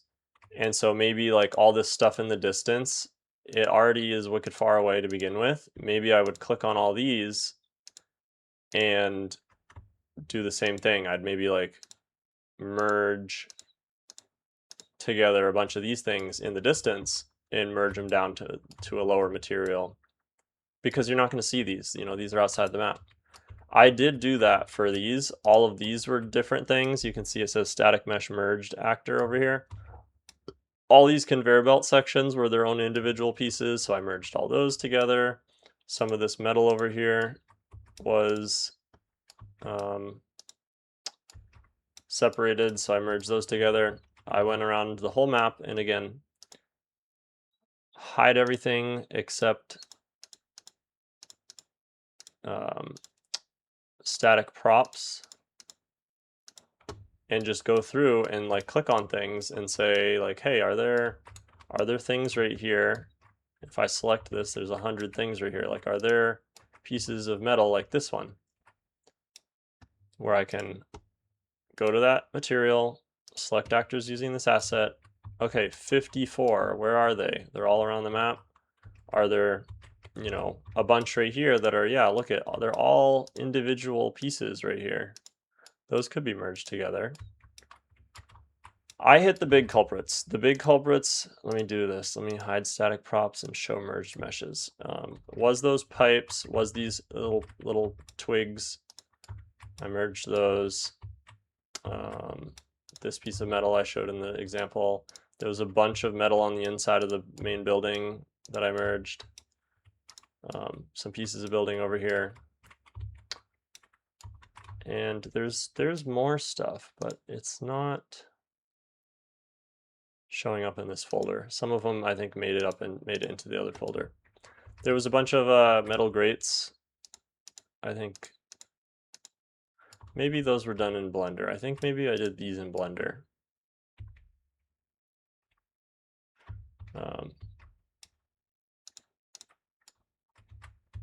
But yeah, you get the point. Just go through the map, and this is the part when I was making my first like real map project, Berlin Wall. This was the part that I messed up. I had to delete and restart Berlin Wall like 4 times because I merged meshes wrong. I'm very serious right now. Make a backup. Okay, I think that's the other thing that I didn't record when I forgot to record. Before you start merging meshes, go to File and Zip Project and make a backup of your project in a different location. I guess it's not too big of a deal if you're merging this way because it does replace source actors, and so you could replace the meshes. But again, it's like, how do you know which ones to replace? Using the Easy Split tool, which again, that didn't record, I think, because I forgot to record that. So I gotta go over that. I went through, merged all these meshes, you know, reduced draw calls. I'm pretty sure like, you know, all these pipes and girder pieces. I think what's not seen is that I did end up starting to use Easy Split. And so what Easy Split does is, let's say I select these 2 pieces right here. These are the same material. So you could go and merge actors and, you know, merge setting, use specific LOD. For these ones, because they're wall panels, I would use 0 and hit merge and go to plugins, UGC content, merge meshes, and hit save. You could do that. Or what you could do is, I used that Easy Split plugin. Once I select these and they're the same mesh and material, I would just hit right click and merge selected, and then boom, it would just do it for me. The problem with that is that it doesn't call it like SM merged, so you don't really know. This one right here is a merged one. And how do I know? Because it named it displacement 0 and it put it right between 11463 and 11466. So I know that this one right here is probably one that I merged with Easy Split. I know I did because I did this building. So it makes it hard because it won't put it in a different folder. And when you merge a mesh with Easy Split and you go to lit player collision, it turns off player collision for meshes that you've merged. So you have to make sure you go back afterwards and open that mesh, and it changes it back to project default for collision type. So you got to change it back to complex collision is simple, and hit save and close it, and now the wall's back. And I believe it doesn't combine fizz materials either, so then you'd have to go back and change it back to metal. So with that being said, probably the first thing you should do when you put it into Unreal Engine is the merging. That should probably be step number 1. I know I waited to do it, and you know, I did some lighting, I did some player collision, but probably the first thing you should do is the merging step. Because if you mess it up and you have to restart, you don't have to redo all the other things you did. Now you do have to separate the map geometry and displacement and static meshes into different folders. So that way you can work on them in different folders, which would help. You do have to make the LODs, because if you want to merge and use specific LOD, you would have to have LODs generated to use a specific LOD. So just know that in advance, that like there's kind of an order that you need to do things in, but the number one step of the map making process is to go through and merge anything left over. So if you'll notice, before I cut the video, I had 7,000 actors. Like a little bit ago, I mentioned I had 7,000 actors on the map after I imported it from Blender. I merged enough things that my final actor total is now down to 3,200. That's a lot of merged meshes. So again, like these metal pipes over here, I think were 1,400 pieces, and I got it down to, let's see how many things are using, 33. I went from 1,400 pieces of that metal pipe down to 33 things using that metal pipe. 1,400 down to 33. I did the same thing with, oh, here's another one. This metal pipe. See, this one's also called girder set, but it's like a different one. There's like girder set borders, girder set main, girder set A. Okay, here's the other one. Here's the one that I didn't show. All in this center building, I'm pretty sure this big mesh and the other ones like this, all these I-beams were their own individual pieces. I'm pretty sure this one also was like 1,000 pieces of metal beams. And same thing, I selected them all, I hid the map, I unhid the beams, and then I went through, and see, this one says merged actor, so I did take this one and control highlight, go to unlit, I control highlighted and merged these, because I think every single crossbeam was its own piece. And I went through and I merged, like that I merged by area because those are inside the warehouse. These ones I merged together, that I merged together, that one. Those ones were separated already. And I went through and I merged, like, and especially if it's vertical, you got to kind of then pan your camera like this and say like, okay, I want to grab this sort of thing. And just go through and merge as best you can based on what the player would reasonably see from that direction. Like walking around this side of the map, this is the place that you go around to B site. So you'd say, okay, these ones right here, I should probably merge together because I can see these. If I unhide the map again, you can see these from the outside. So that's why I merged those together. But then these ones over here, I made them separate.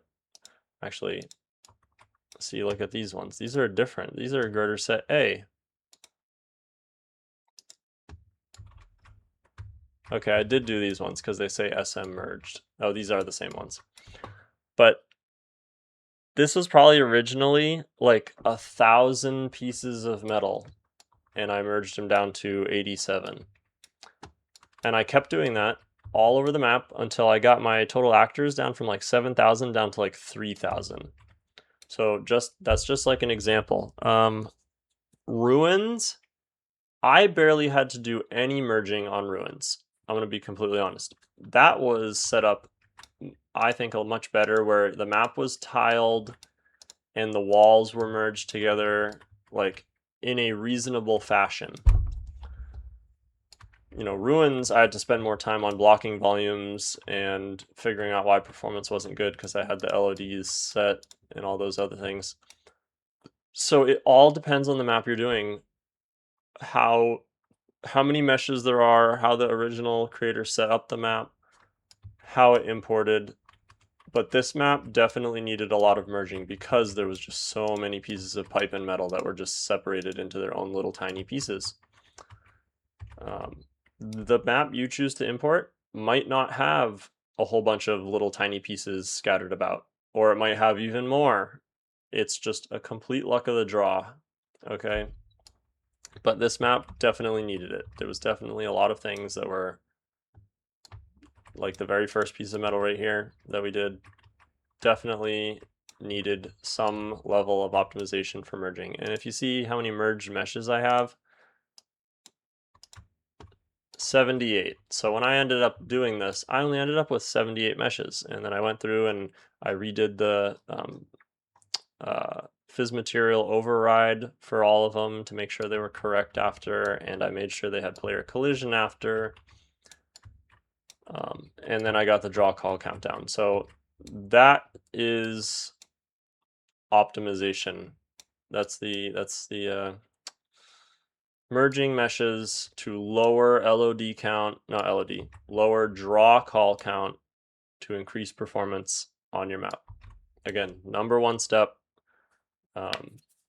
I'm sure I missed some things. I can't believe I didn't record that section, but it was basically just me going around picking something, sorting to the material, finding out everything that uses it, and then going like, okay,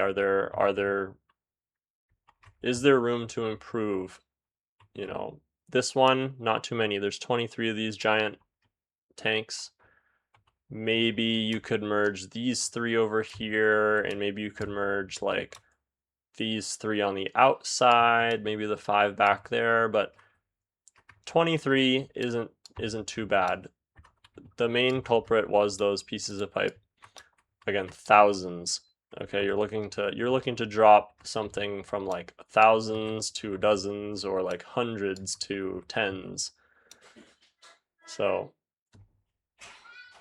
all right, that should be it for optimization. I'll leave some more information. I'll always link some videos on draw calls and stuff like that in the description, and I think I'm gonna have like a PDF write-up of my process step by step as well that I put in the description. So if you want something that's like more text-based, that like shows some pictures and like step-by-step things, I'll include something like that as well.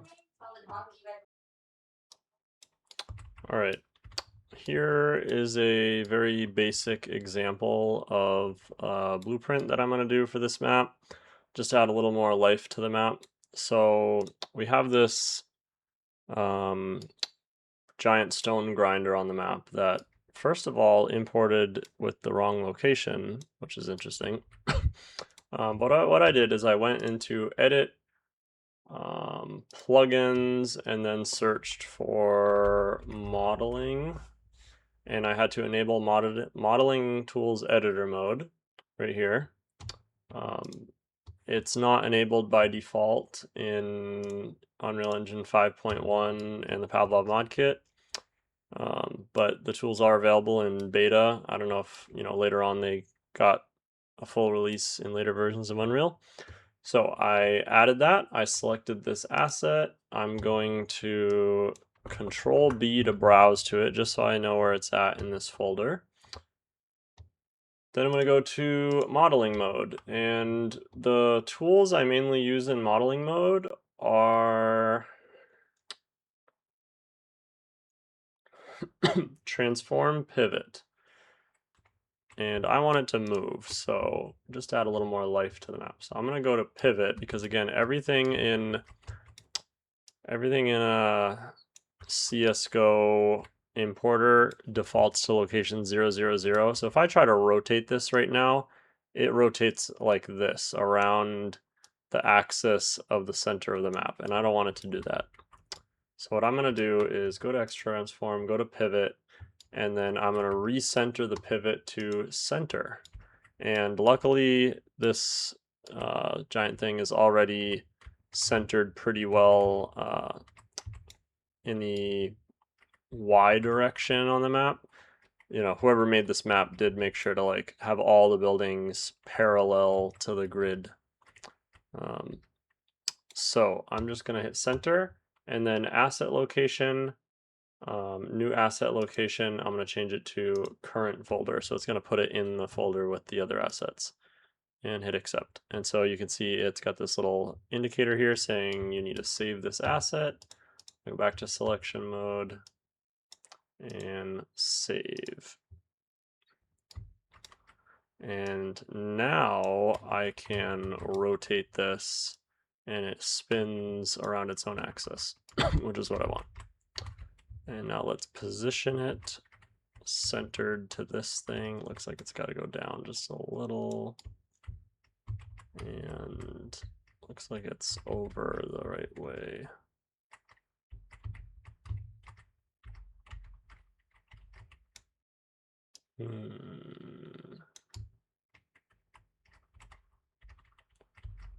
Yeah, about there's fine. All right, so let's make a blueprint with this. So I'll make a folder, blueprints, and make a new blueprint. And call it BP Grinder.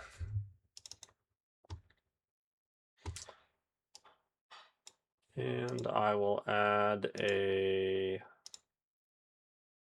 static mesh. Name it. In the static mesh editor, I'm going to use the selected asset, which it's no longer selected. So let me go back because this is selected.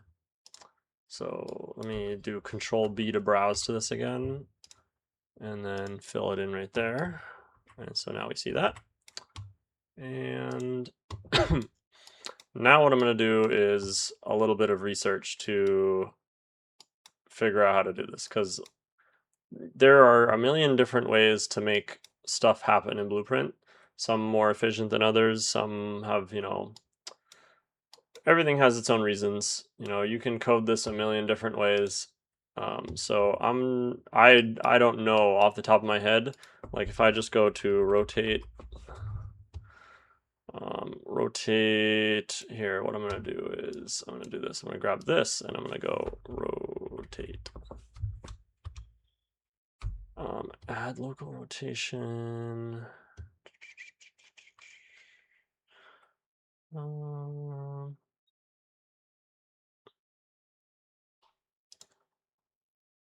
Relative rotation.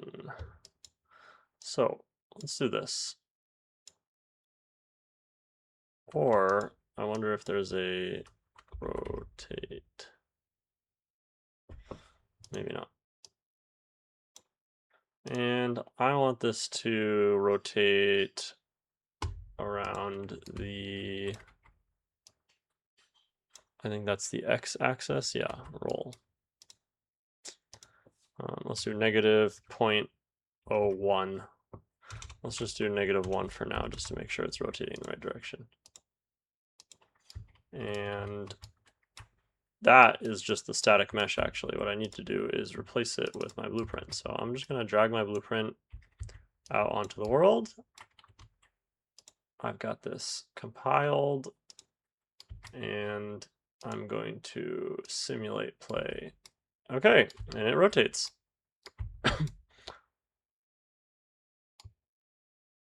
So that is one way to do something. Just do a blueprint, make the code do something. Very, very basic. So I want this to rotate slower. So let's do -0.1. Compile.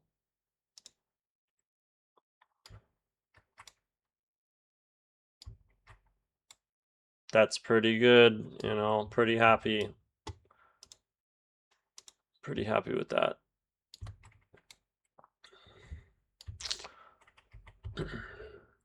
So, if you want to learn about blueprints, there are millions and millions of YouTube videos out there on blueprints and all the things you can do. You can make entire games using blueprints. You can make entire games within Pavlov VR using blueprints. Anything is possible. The Pavlov mod kit is fairly unrestrictive in what you can do. If you've played maps like Kill Show or any of the push maps that have like interactable features, or the Call of Duty Zombies modding community, what they have done, there's a couple other zombies game modes like Zombie Escape.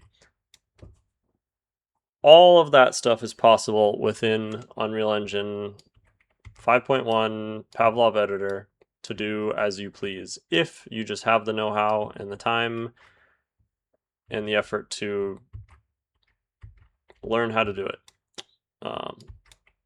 But for now, that's all I wanted to do was, so what I'm going to do is I'm going to grab this location, and then I think I can copy it, and then grab this one and paste it. And now, oh, that's interesting.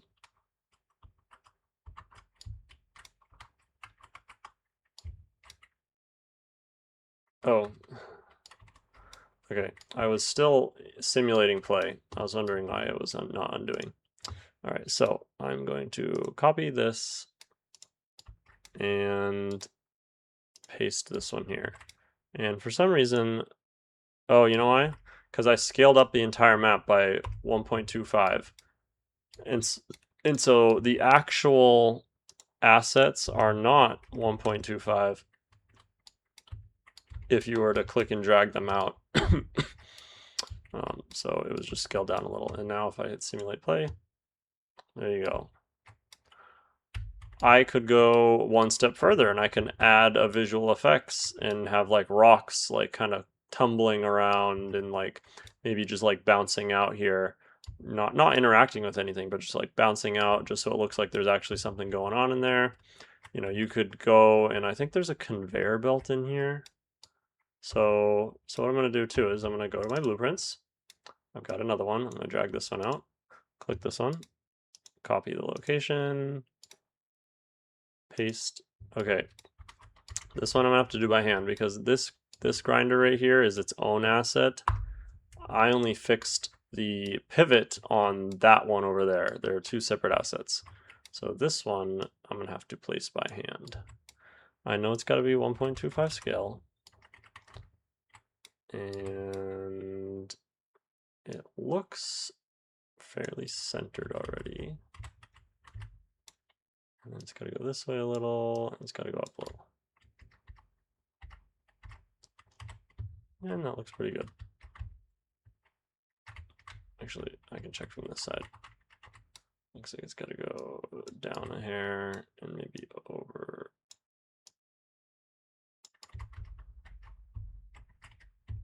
There, now that looks pretty good. And now if I hit simulate, there, now that one rotates too. I think those are the only two on the map.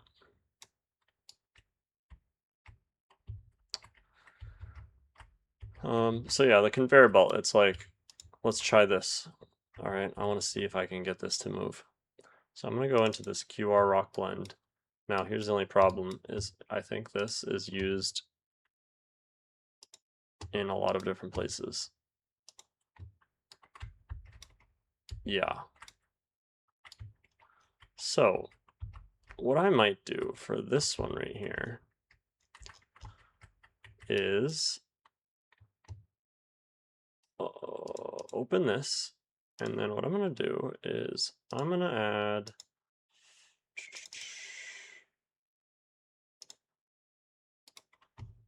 a new folder.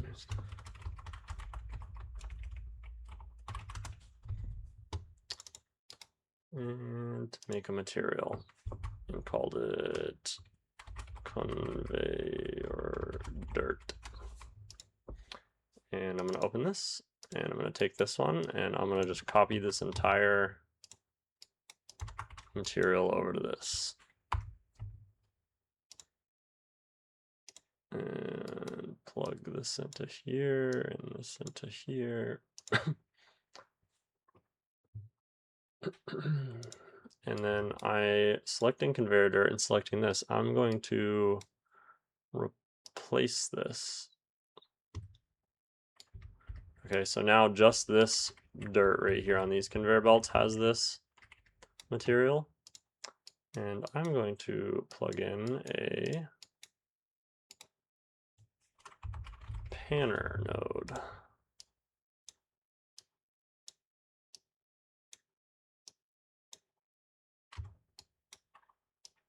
And I'm going to have it go in the X direction, 0.1.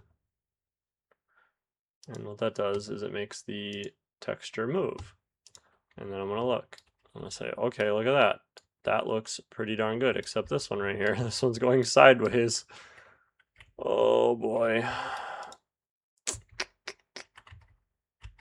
That's unfortunate. Because now, yeah, they're both going that way.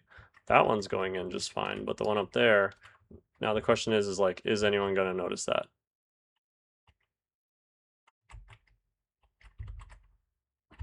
You know, if someone flies up here, they'll be like, okay, look, the dirt's going into the grinder. I don't even think you can really see it. Just barely. Just barely. Again, there is a million different things that you can do with materials. You can add emissive layers, you can have textures that change, like, you know, RGB textures. The texture changes color, you know, it goes all the way around the color wheel.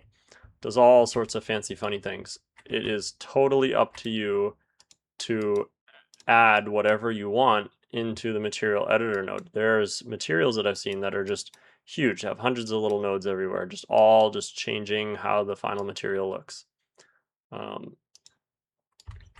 You know, especially for like landscape materials that want like triplanar projection and stuff like that.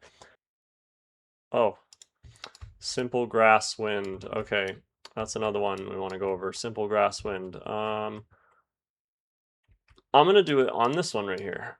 So I could do it on the grass. So simple grass wind. Let's talk about simple grass wind. Okay, what simple grass wind is just like how I use the panner to make that thing move. If I go to this grass texture, okay, and it's plugged into base color, roughness, opacity. One of the simplest ways to make a texture move in Unreal is with simple grass wind.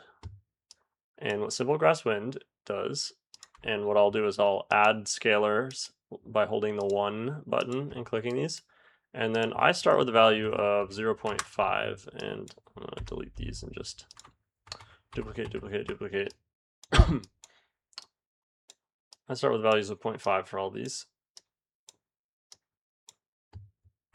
And then you plug this into world position offset. And what this does is it makes your texture move as if it was made out of cloth. So I've hit save and close this and look at it. You can now see the grass is jumping all over the place. So my wind is too strong. I do not want that little tiny grass. So I'm gonna do additional world position offset. I'm probably gonna lower this to 0. Lower that one to 0, and then wind speed, let's go all the way down to 0.2, wind weight, let's go down to 0.2, and intensity, let's go down to 0.2. All of these do 3 different things. Additional world position offset, what that does is it just moves the entire thing. So it's like how much is added at the end. But I don't want the grass to move around. I want the grass to be planted where the grass is in the grass.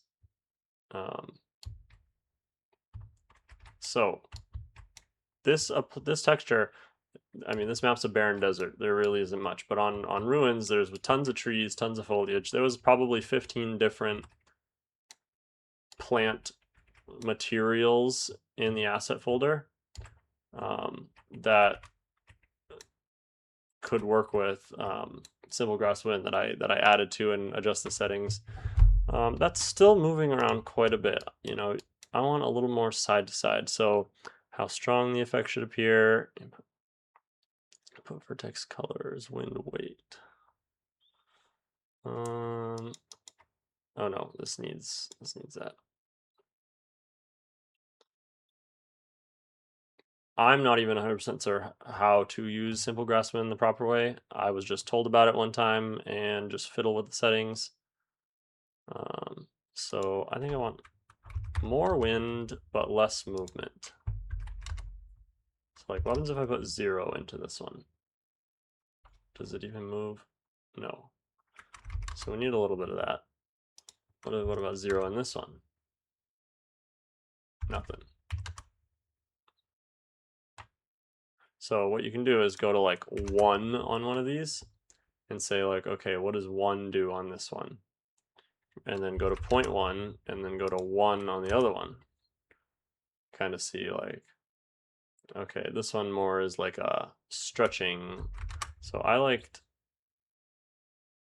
what about wind speed of 1? Wind speed is like how fast it jitters. You can see it's like jittering back and forth really fast. 0.2, and then let's bump this up to like 0.3. All right, that looks all right. There you go. That is a really cheap way to make your grass move just a little bit, just give a little more life to the map, you know? So I'm gonna save that texture. I might have done this off camera, but I did that to this clouds in the distance. So on this map, it came with these giant billboards of dust storms.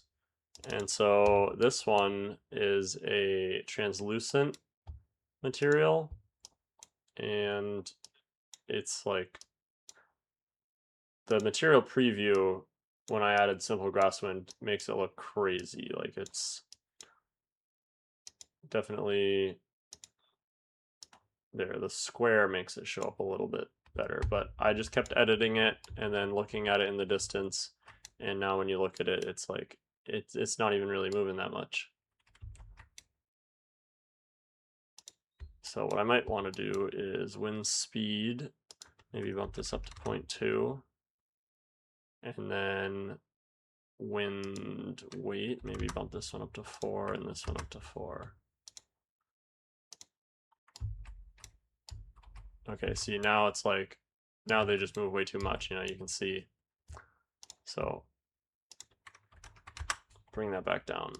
Maybe let's do like 3.5 on these.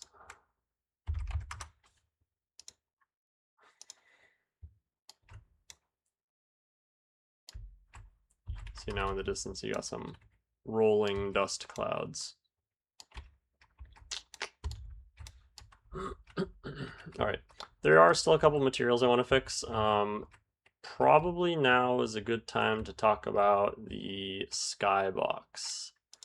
So what I want to do is find, here, let me try this. Let me try selecting all of these. And then I want to get rid of this and this. I might need to fix the materials on these first. Let me do that and then come back. Okay, so the Sky Dome was included with the Blender file, and I'm not sure how much of it is usable. So on Ruins, there was like a bunch of assets, and there was actually some billboards. But this one, the things around the side are called Fog Horizon. And it didn't come with any textures, and I couldn't find any textures in the folder. And they don't really show up right under, or like clouds painted. So the only thing that I think I can use are these, and then the landscape. So there was a big mountains in the distance landscape, so I'm gonna use that. And then it came with a bunch of little windmills. So I'm gonna go to the windmill material and select all of them. And I'm going to select the mountains in the distance. And then what I'm gonna do is move them up. Oh, looks like there's some more mountains.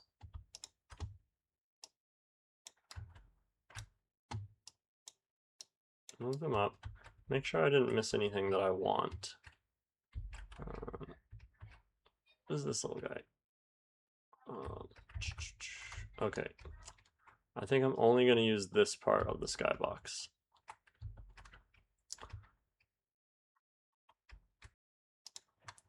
Oh, 4000.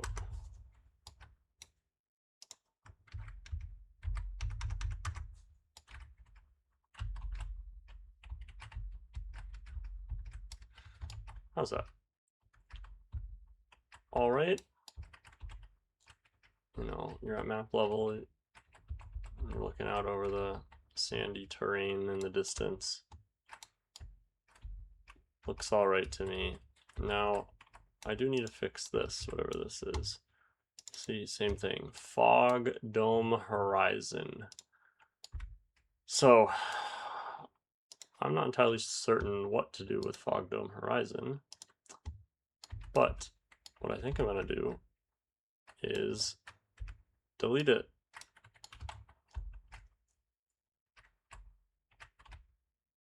Wow, okay, so if you stand from right here, you can just barely see the windmills in the distance. But again, at eye level, you know, you don't notice that the map just falls off right there. You kind of can see the mountains in the distance. You definitely can see those. So that's just what a skybox is for. It's just so in case anyone ever looks outside the map and goes, hey, I wonder what's out there, you can just see a peek of something out there. I don't even think you can see any of the skybox from any of, maybe just barely right here. Just about this side. It's literally just for right here. When you're out here and look over there and you can see those mountains.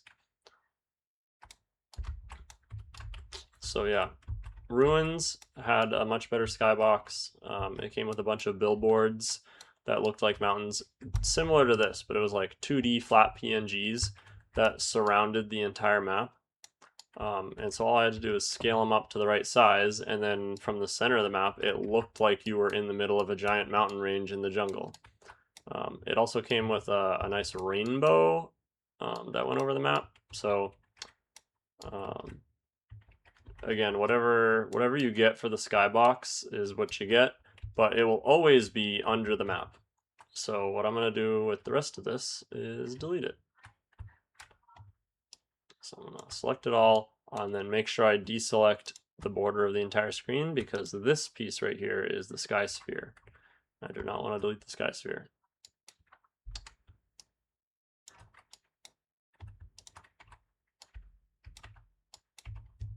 And delete. All right. What is next? Covered optimization, merging, fizz materials. I do need to go through and fix the fizz materials on a lot of things. I didn't finish doing the fizz materials on a lot of the static meshes. I guess I did most of them, but it's like, you know, always go through and just double check, like, yeah, whatever this metal is, I didn't do, this metal I didn't do. So I'll have to go through and do the fizz materials, but I already covered that, so you get the point. Bulk editing, materials, collision complexity, we covered that. Lighting, we covered lighting. Particle effects. So I guess I'll cover particle effects really quick. I'm not good at it by any means. Add a new folder, call it FX. Let's save everything first.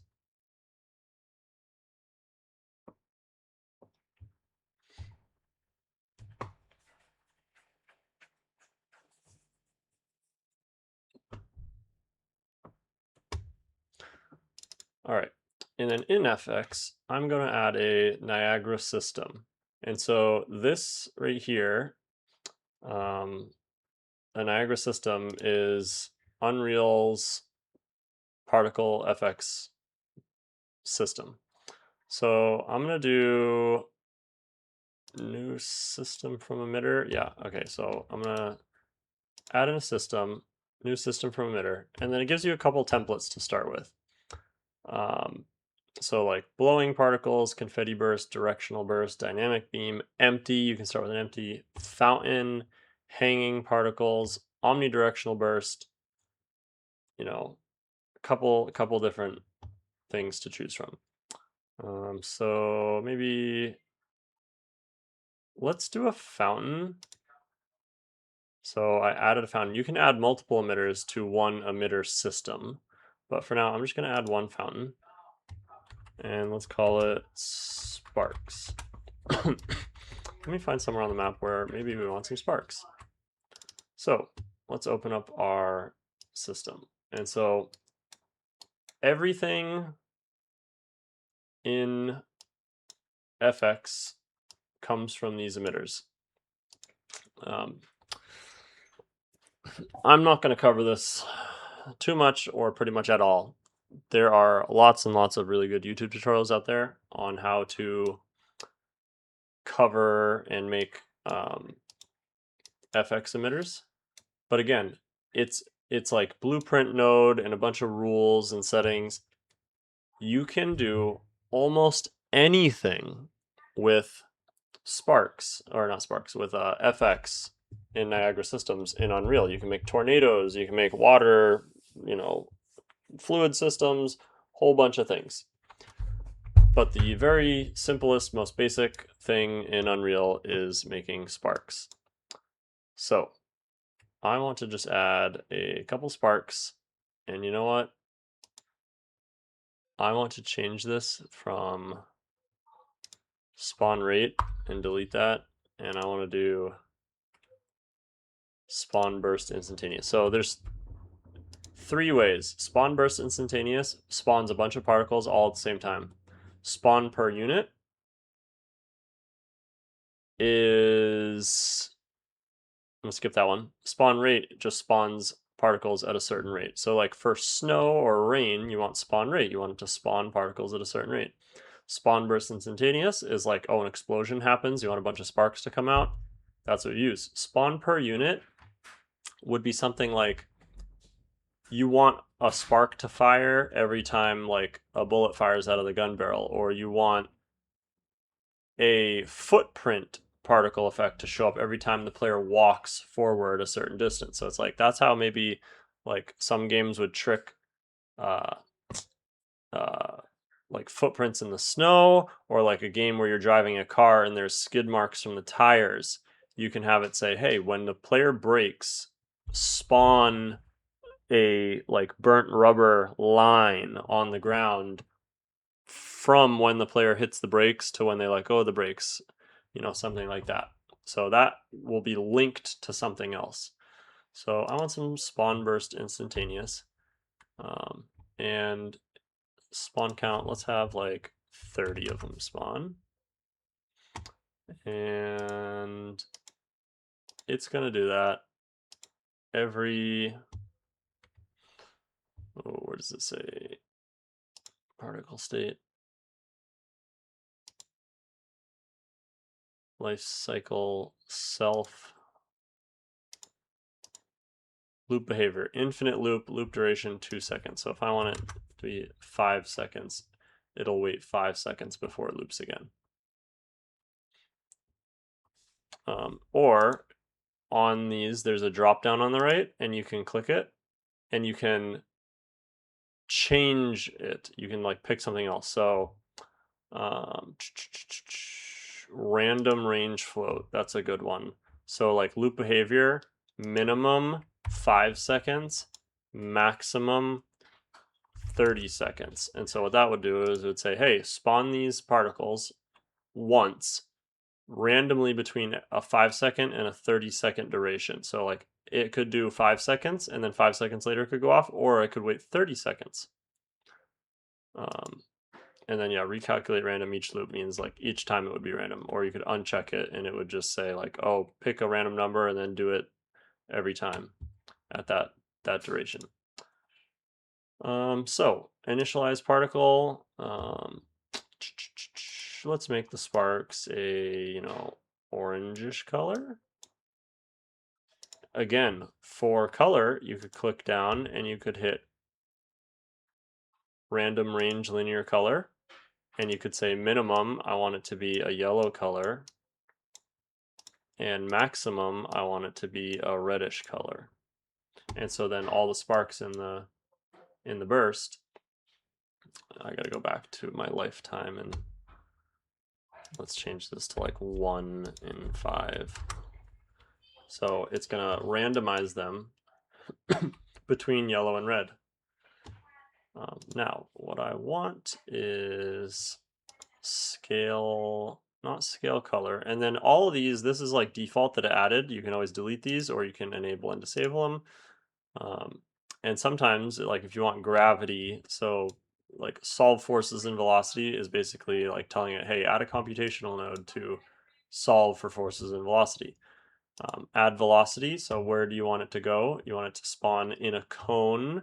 You can have it spawn from a point, and so it bursts from a point outwards. You can have it spawn linear, and so it just all falls or all goes in one direction. I like a cone, and then I'm going to have sparks that kind of go out and down. So like X, let's say 5, and Z, let's do -1. So like these like spark out like that. And then that's add velocity when it starts. So that's going pretty good. And then I want to scale sprite size. Okay, because this is a sprite, not a mesh. That makes a little more sense. Scale sprite size. Uniform curve. Uniform. Non-uniform. So it's going to scale in one direction. Let's go 10. I want velocity aligned. Uniform. Okay, I consulted the video, YouTube video, and velocity. It's under sprite renderer, and it's alignment velocity aligned. Now that it's velocity aligned, we can scale sprite size by speed, and let's do 10. Okay, that's not what we want. We want this way. So now we can see that the sparks are coming out, and they're aligning by velocity. Oops, 0.1. 0.1.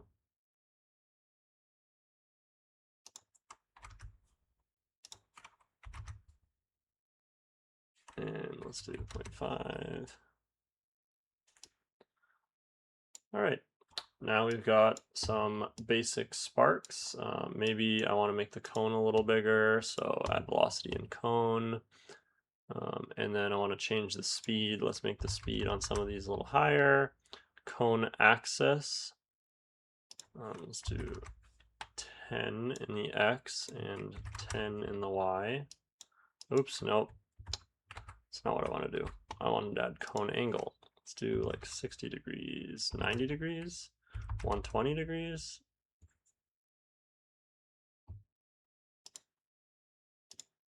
All right.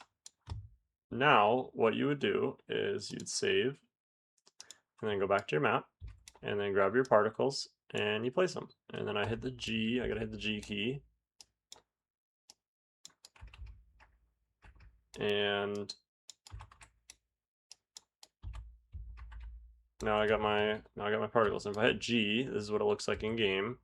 So we can say, okay, that's way too many sparks and it's spawning way too often. So spawn burst instantaneous, spawn count 30. Let's drop that down to like 10.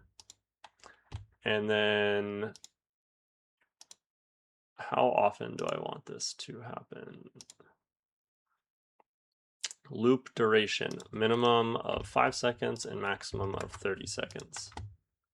And let's apply. And so we can say like, okay, how often is this gonna go off? It's gonna go off once between 5 and 30 seconds. It makes it hard to check because I think there is a way to click on it and I think hit debug and make it go automatically. Yeah, you can open up the debug and hit play.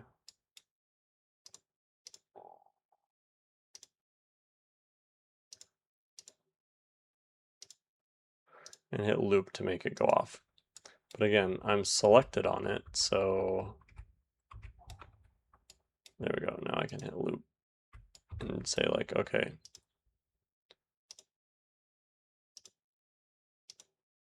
There. Now it's throwing off sparks every so often. Close the debugging menu. Hit the G key to go back to game mode. I don't think I'm going to place them there. I think I do want to place them like outside the map. I think players will get a little too confused. So let's just like have them kind of go off from this like pipe right here. You know, like you're just in this room right here and all of a sudden it's like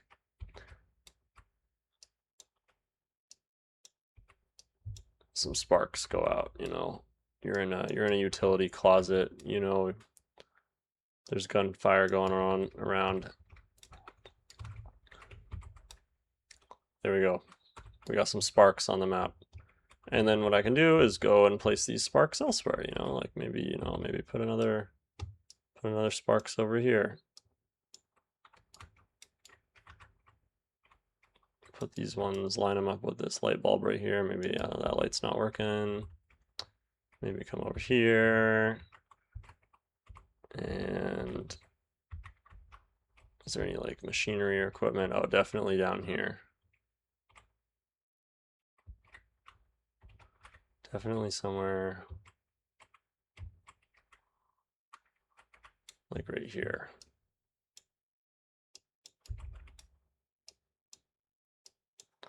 And I want to rotate this 90 degrees. Oh, not that way. 180 degrees. Nope, not that way. Apparently this way.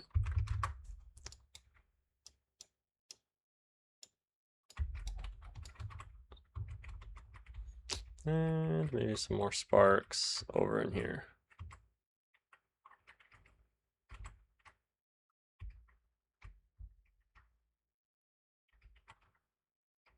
Where do I want them? Back here. Like there's something going on.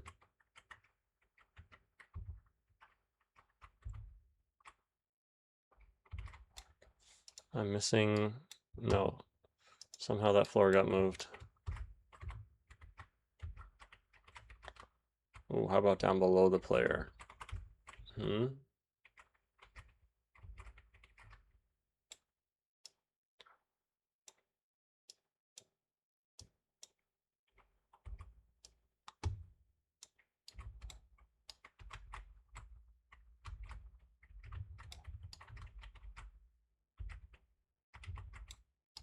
Maybe some sparks right there.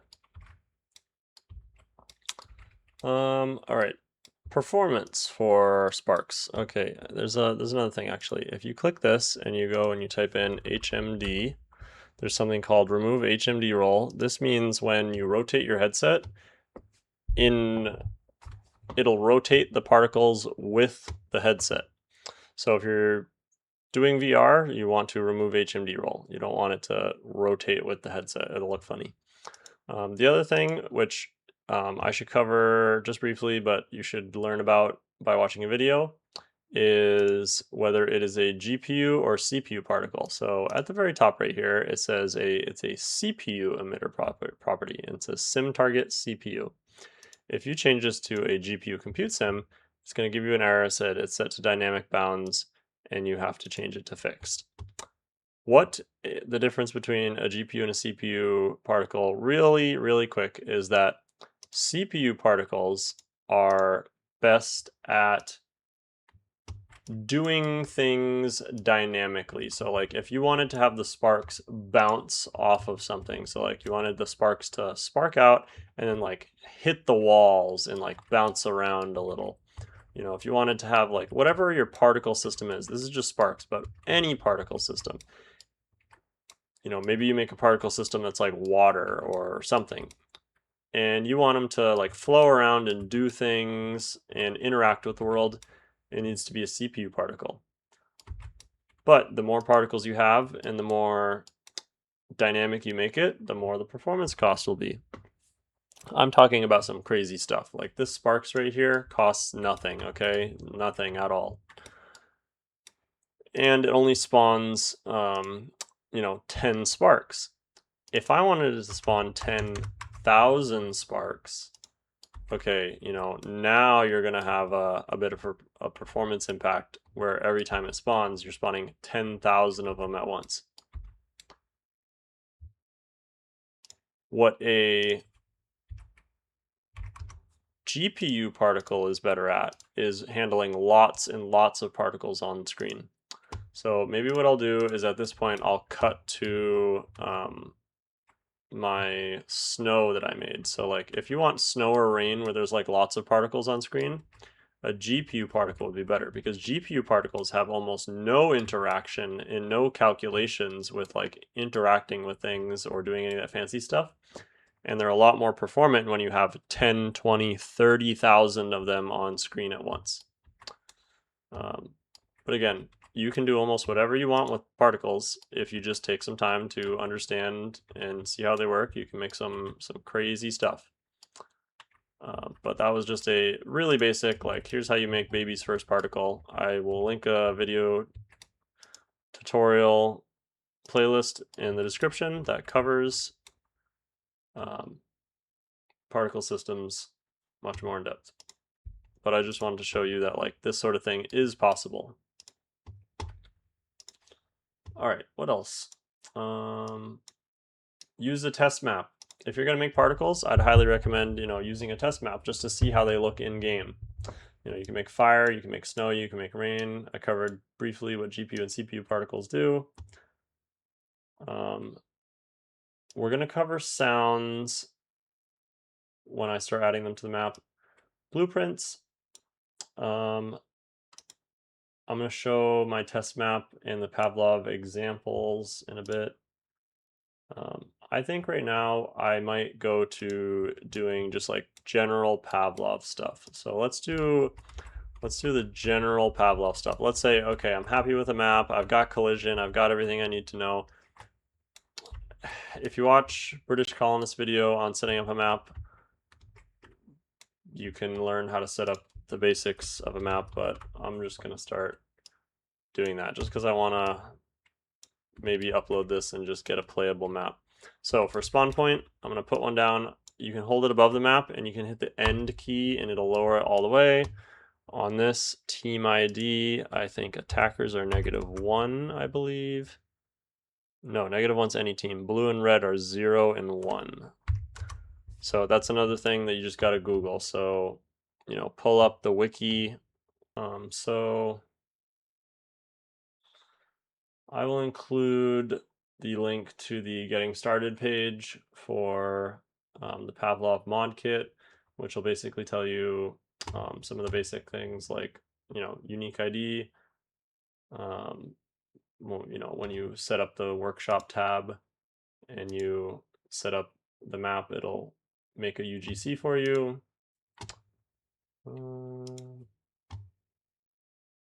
Definition. Okay, so we got to set up the definition. And then, okay, spawn flags. 0, blue team defenders. 1 is red team attackers. 1 is red team attackers, and this is only team, and special is for search and destroy. I think it should say mainly used for search and destroy. So what that does is that now if I drag the spawn point around, you can kind of see that there's multiple spawns, and it spawns them to this side. And if a spawn point says bad size, it's because it's in the ground. So you got to lift it up and then hit the end key again. All right, so there is our attackers spawns, and then over here we're gonna have our defender spawns, and that one was team ID 1. This one will be 0, only team. Rotate it. It gives you a little arrow to say, hey, which way is the player gonna face when they spawn in. Move this over here.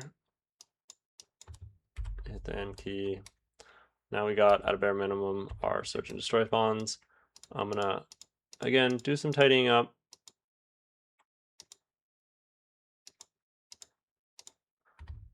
I'm gonna add a folder for BPs, blueprints. I'm gonna put my 2 blueprints in there. Add a folder FX. Put my sparks in there. Add a folder for spawns. And then I normally make a folder called Pavlov. And then in that one, I'll put the game mode and a couple other things that are Pavlov related. So regular spawn points, I do team ID is -1 for any team, dynamic, and then what I do is I just start placing spawns around the map, rotate it, lift it up, hit the N key, and then rather than having to change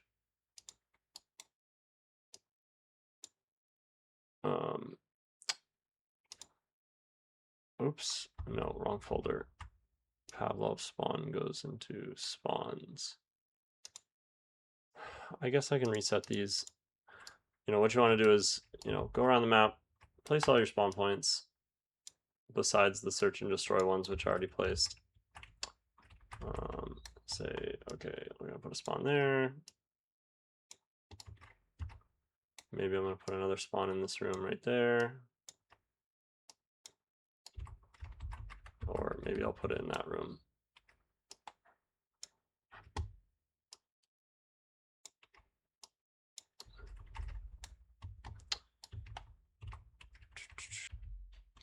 All right, now that you have placed all your spawns, I don't know why sometimes it skips a number, like 59 to 61, like it did it in intervals of 2. But I'm going to select them all, change the team ID all at once to -1, and set them all to dynamic. So these will be the team deathmatch random spawns.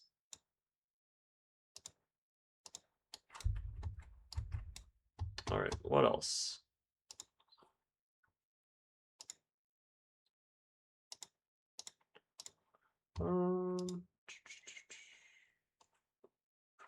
Sound.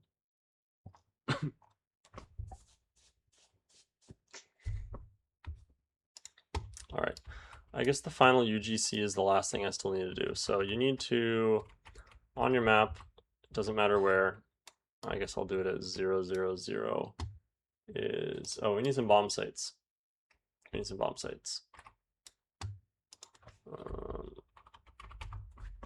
Bomb plant spot. So if you do this, it'll say Pavlov bomb spot is the one you want for search and destroy. And then again, what you want to do is check the scale of the bomb spot by going to all content characters, NATO set, and pulling out your friendly NATO. And take the bomb site, and then make sure the arrow is pointed out, otherwise they're going to plant the bomb and it's going to be facing the wall. Rotation, I type in the rotation just so it's nice and neat, and then we're going to put this on the wall. Zoom in, and boop, right there. And then you want it to be slightly below eye level. You want the bomb site to be chest level so that people of all heights can access the bomb spot. And if you want to take the character and move them up to the bomb site to say like, okay, hey, where's the bomb going to be? It's going to be right about there. They're going to be punching the numbers in, maybe even just a hair lower. Looks pretty good. And now that I know where that is, I'm going to move this one over. I'm going to make the rotation 90 and move this in until it just barely clips into the wall. Move it over just a little. Do I want a bomb plant on the other side? I think so. Set rotation back. And I don't remember where else you could plant on this map. So I could always change that later, make it so like, hey, you can run in here, maybe plant on this door. You can, you can put bomb sites wherever that you want. You can put one right here, you can put one on the floor, up a little higher. It's up to you. It's your map. You can put the bomb sites. But what I will do is just go around and see. So on A, see, look. I was gonna say on Ruins there was like spray paint decals for A and B. On this map it's called A garage and B tunnel. And so there might be like another one on the wall over here somewhere for like CTs. Yeah, B. See, B is over here and A is like, oh yeah, A01. Not that it matters too much. You can place bomb sites whatever and name them whatever you want, but there is a check mark in the bomb that says is B, and you check it. It really doesn't matter that much. Apparently in game, A and B will have a different sound. If you plant it A versus B, it'll it'll make a different noise when the bomb's ticking down. I have never ever heard the difference. I'm gonna place our trusty NATO skin and then grab our bomb spot, rotate it 90 degrees, negative 90 degrees, pull it out from the box, put it right there. It's a little low, raise it up a little high, right about chest level. And where do we want our bomb spot? Right in this little frame. And because I did that, I'm going to scoot it out just a little bit more, so that way players don't go into the frame and collide with it. Add some more dynamics to the map. You know, you just have one bomb site. You know, people are going to plant it at every time. It's going to be the same thing. But if you've got a lot of bomb sites, anything could happen. That's a good spot. Okay. So what else do we need? Now we'll go to the game mode. So you need Pavlov game logic, and you need to place one of these in the world. And global info class needs to be set to Pavlov global info. It should be defaulted. You can click here, Pavlov player info, proxy class, Pavlov player proxy. Pretty easy, right? Definition. Go to your UGC. Go to your UGC folder that you've definitely totally made folders and made it look nice. And grab the definition. Oops. And you go back to the game logic, grab the definition, and place it in the definition. You could have also just clicked the drop down, and it should be the only one there, data asset Pavlov map. You can have multiple UGCs in a project folder. So if you have multiple UGCs, then you might, you just got to find the correct one. If you hover over it, it'll tell you the UGC number. And over here, it'll tell you the UGC in this UGC folder. But this one, I only had one, so it's pretty easy. So again, I'm going to go to my map stuff, and under, oh yeah, this is what I do. Under Pavlov folder that I made, I'm going to put all these bomb spots and the game logic under the Pavlov folder, because those are Pavlov related stuff. Alrighty, we're nearing completion. I am going to go check what I'm going to do next. Okay, one other thing I forgot is a kill volume, and so if you type in kill, you don't want kill Z volume, you want Pavlov kill volume, Pavlov specific. And the easiest way to place this is to go into player collision mode, because then it shows up as this big green circle. And then you can just go underneath the map, somewhere where you think, okay, where's the lowest point in your map? Do you want players to be running around out here? I'm not going to add my kill volume to this. I'm going to make it low enough, and what I might do is purposely put it right here, because like on this map, like where do you want your kill volume to be? I want it to be low enough where players, if we're playing a different game mode where you can maybe jump over walls, can get out to this area over here and potentially get to this silo. And then if they get to the silo and then jump in, then I want it to make sure to kill them. So I'm going to make this low enough that, maybe you fall down into the silo right about there. Now I'm going to take the kill volume and set the scale. I'm going to do like 100. Okay, and look, there's where 100 went to. So maybe I want it to be 1,000. And then I want it to be 1,000 in this direction and say, okay, does that cover the map? Yes, it does. You just want this big enough that if anyone gets outside the map or falls underneath the map, they hit it. And so, like, if I'm looking underneath the map, yeah, it's gonna hit anyone unless they get crazy far outside the map. I don't think they're making the jump to this, and if they do, it's oh well. Let's talk about the Skybox. So, this is something I left for the end. So blocking volume goes into blocking volumes, kill volume goes into Pavlov stuff. Lighting. All right, let's go to lighting and go to directional light. That's static. That's good. Sky atmosphere. That one set to static. That's good. Skylight set to static. Volumetric cloud. So I've heard that volumetric cloud has a pretty medium-sized impact on performance. So you can delete volumetric cloud.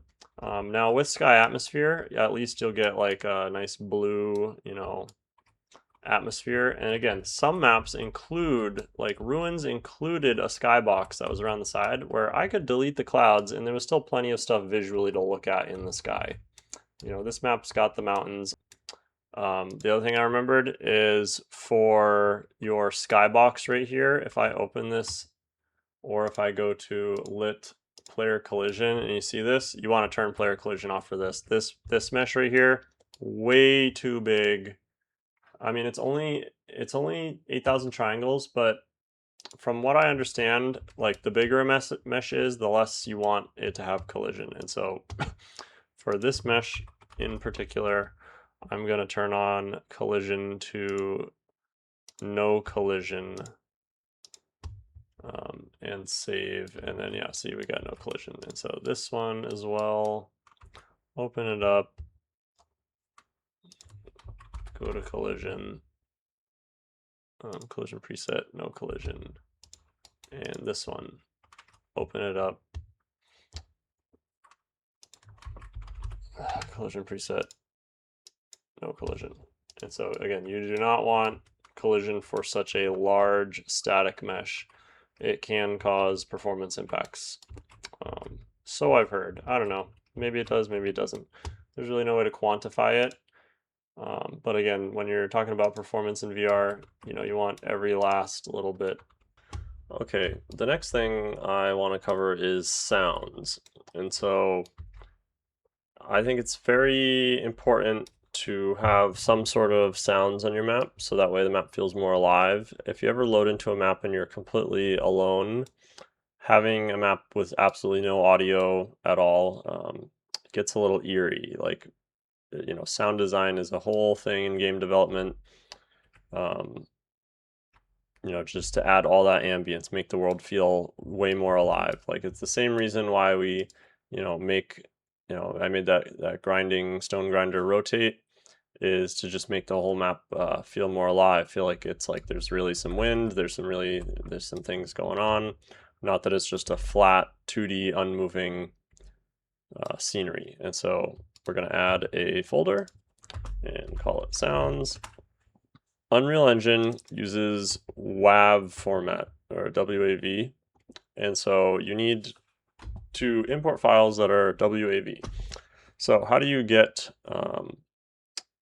sound files?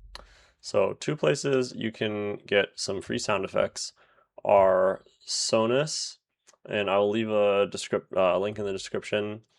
Every year they do a royalty-free sound effect archive, where they take a few sounds from a couple different artists that put content on their website, and each of them donate a handful of sounds for their free pack every year. And so, you can go to this website and you can find libraries and bundles and deals, and you can pay a little bit for some sound effects, or you can come down here and they have every single year from 2015 to 2024 where they have given away free sound bundles, and there'll be download links, and there is a lot in each of these. It's like multiple gigabyte zip files in each of these, and then there is a track list that you can download. So it'll be a Excel file to basically tell you what's in each pack before you download it. What I did is I just picked a year at random, and downloaded, I think, this one, and I downloaded all 14 zip files and then put them in a folder. It was like 50 gigabytes of sound files, but it gave me a very big library of free sound effects. And you could do the same thing with all of the years and probably have 200 or 300 gigabytes of sound files to pick through and search through to find what you want. Another website is freesounds, freesound.org. They'll also have a lot of free royalty-free sounds.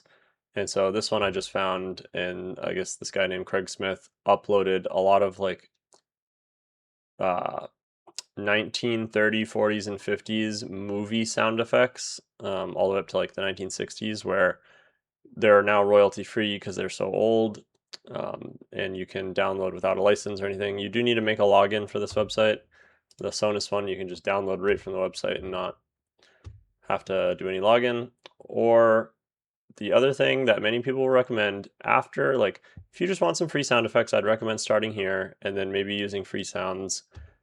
Or if you go to the sound effect libraries on this website or any website, a lot of times, you can find sound packs for pretty cheap. Oh, the other one I wanted to talk about was Humble Bundle. So the sound effects are one of the things where if you pay just a little bit of money, it will pay off a lot in the long run.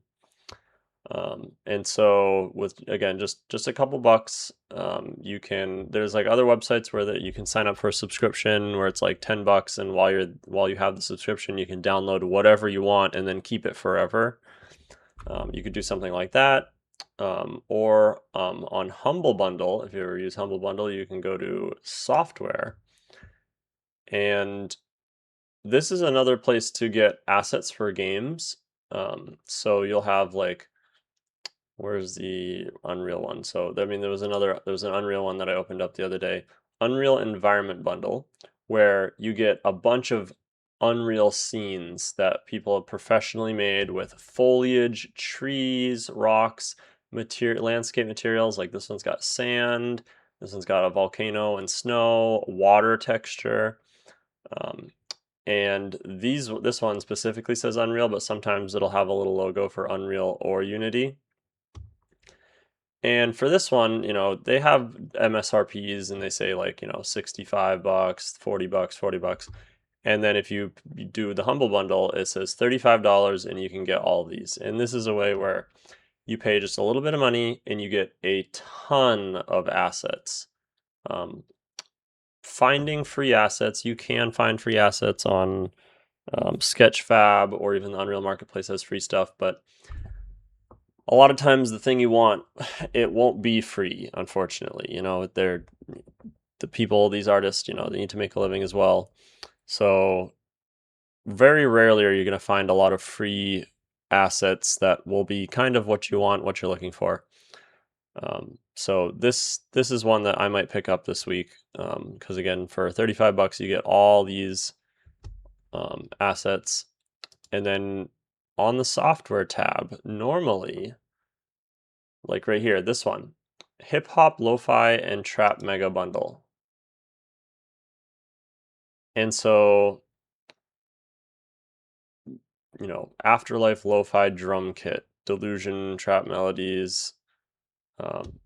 This is like a sound pack that you can pay for, and then you get a ton of sound packs for, $35 that say they have an MSRP of $20. Could you find them elsewhere, maybe for a little cheaper, maybe. But let's see if there's any other music for Dummies 2026. This one looks like it's a course. Yeah, this is a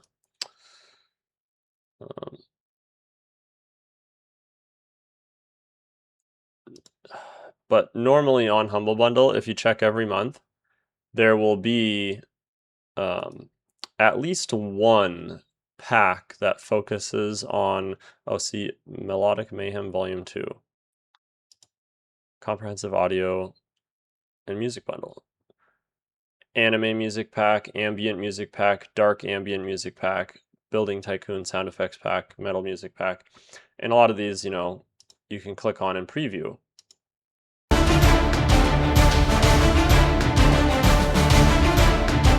And so again, this one is 25 bucks and you get a whole bunch of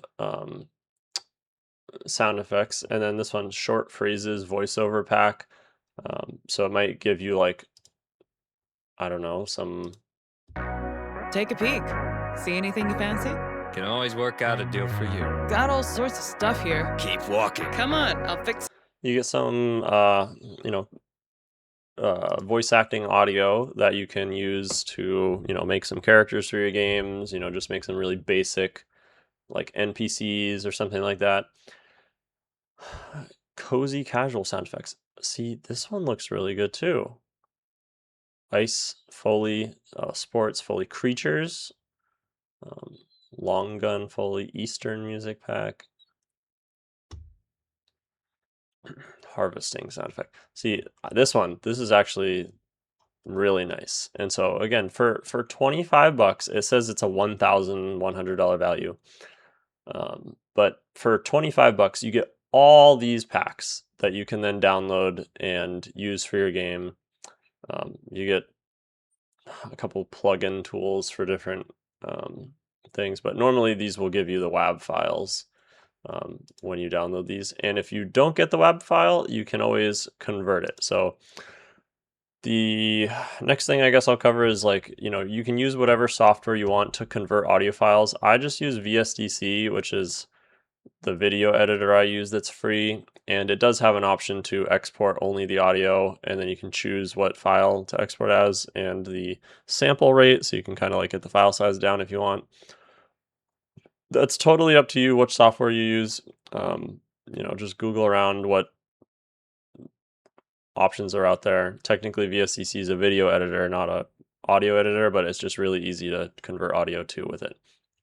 So those are your options for getting sound effects, is either, you know, pay a couple bucks, get, you know, a ton of audio packs, find some free stuff on Sonos or Free Sounds, and then, you know, sort through and find what you want. And so I have the Sonos pack downloaded, and I also bought 1 or 2 packs before of sound effects. And so I want to add some rock noises to those grinders. And so I found this one right here,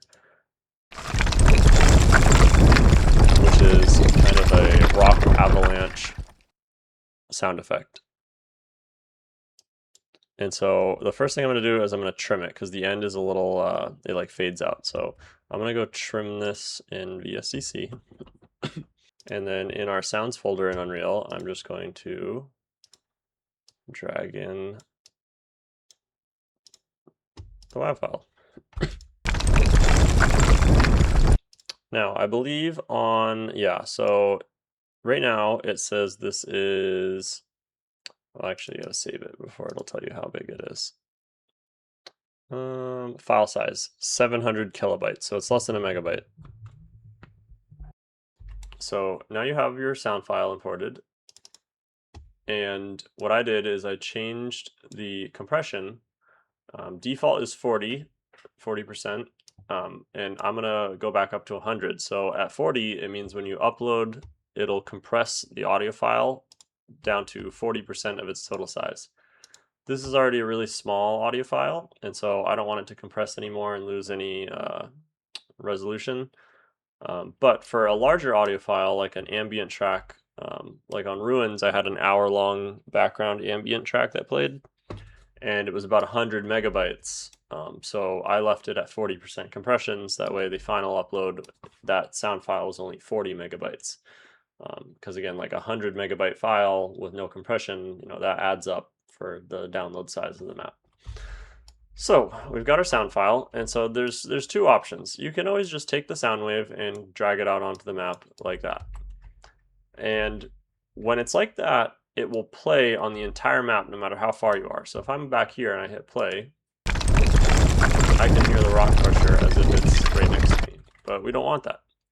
So what you can do is, on the settings, on the details, you can scroll down, and find override attenuation. And so what attenuation is it's how the sound behaves at distance. So if I click override attenuation, you'll see these circles show up. And so you have a couple options: attenuation function, if it should be linear, the shape, and then an inner and outer radius. And so sphere is normally fine to just leave it as default. So the inner radius is where it'll play at 100% volume, and the outer radius is what it falls off. So if you're outside the outer radius, it'll be 0. And if you're inside the inner radius, it'll be 100%. And then it'll go from 100 to 0 as you back out of the outer circle. Now, if I hit play, you'll notice that it plays once and it stops. And so what you need to do is it might be in here, so it's not in here. You have to open the audio file, and then there should be a option for concurrence. No.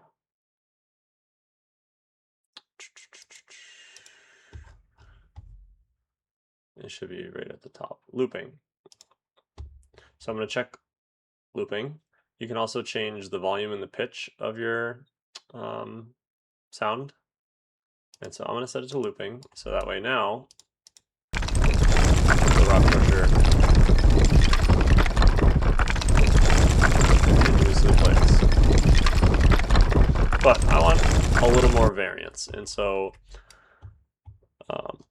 what I'm going to do is show, I guess, the right way. So that's like the quick and easy way to just get a sound cue on the map, have it really, really simple, you know, have it looping and have it, you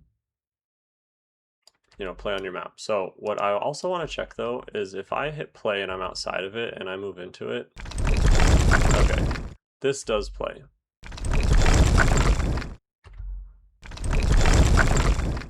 I'll have to show you something in a bit. So what I want to do is do it the right way, as you might say. So I'm going to click on the sound wave and then right click and then create a cue. And so it'll create a sound cue. And then if you open the sound cue, it is again Unreal's blueprints, kind of like the material editor, but for sounds. And so you have your audio track, our sound wave. And so you can set it to looping in here, or there's another way to set it to looping. So the default sound cue will change the volume multiplier to 0.75. I'm going to change that back to 1. And then just like Unreal's blueprint nodes, you can drag out and add another node. So I'm going to add a modulator. And then if I click on the modulator, it'll say pitch minimum, pitch maximum, volume in, volume max. And I'm going to change this to 0.9, 1.1, 0.9, and 1.1. And so what this will do is every time it plays, it'll modulate the volume up and down 10% and the pitch up and down for 10%.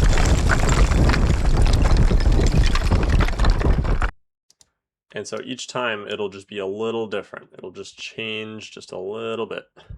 That way it's not the same exact audio track looping over and over, which eventually your brain will kind of catch that it's doing that. So there's a lot of nodes that you can play with to change around sounds in Unreal.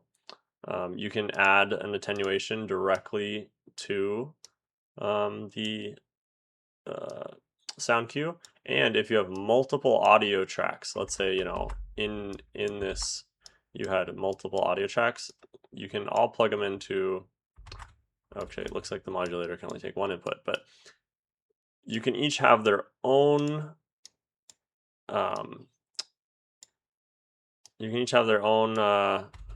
what's it called, like path, where each one gets edited a little different way. And then I believe there's some sort of combiner, group control, mixer, no, random. Yeah, so you can do like something like this, select sounds from a random set. And so you can plug in multiple sounds and then it will pick randomly from it. And then if you want it to continuously go, so right now it's just going to pick one randomly and then play it and then stop. if I were to check looping on these two, if I were to check looping, it'll call it a looping wave player rock crusher. And then if I hit start, play Q, it's going to play this looping, but it's going to just continuously loop this one. It's not going to pick a new one because now this looping wave player just loops forever. So we don't want it to loop there. What we want to do is uncheck looping from those, and then you want to add a looping node after the random output. So if you want to have like a bunch of ambient audios that play in the background, you can place them all in here, add them to the random node, and then when you have it looping, it'll pick one, play it, and then after the random, it'll tell it, hey, after this is done, you should loop and start over. As you can see now, it played this one, and then it switched to this one, and now it switched back to this one. Again, there's a lot of, not too many, but there's a few nodes to choose from in the sound cues. So what I'm going to do is I want this rock crusher. I don't want it to be looping here because if I have it looping here, it's just going to play the same one.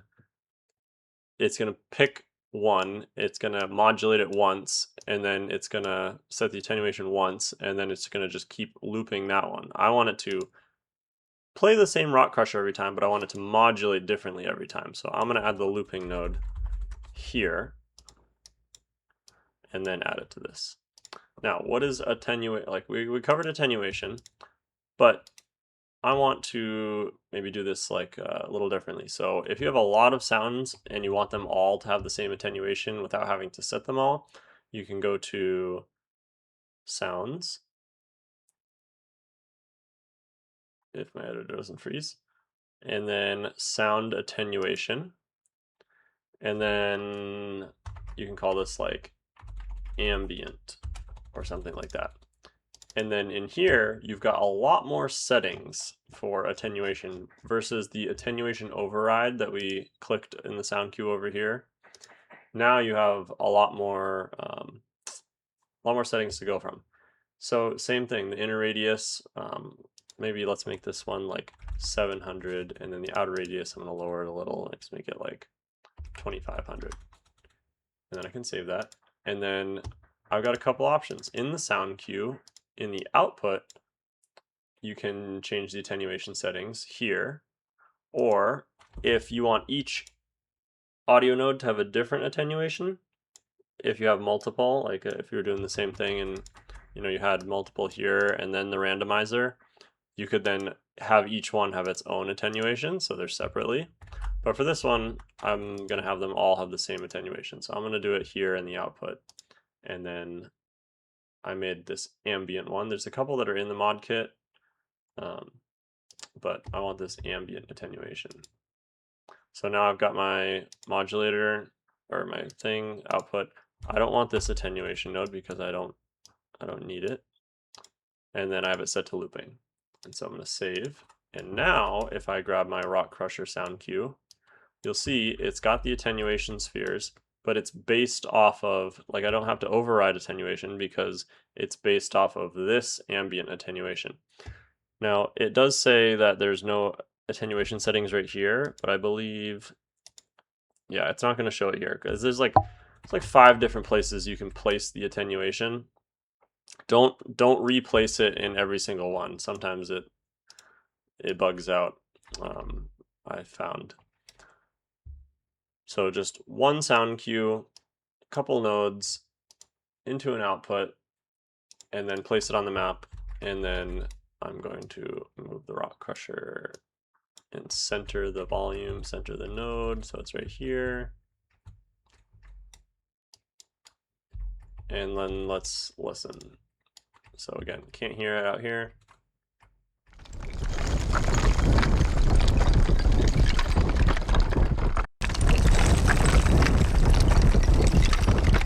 I'm gonna move it up a little more because it does kind of sound like I can hear it in my headphones that it sounds a little low. So I'm gonna move it up so it really does sound like it's coming from above the player. And then what I think I'm going to do is go to the attenuation settings, and I'm going to raise this up to 1,000, the inner circle. See now that, because it's like the player's never going to be close enough to hear it unless they're dead and they fly up here.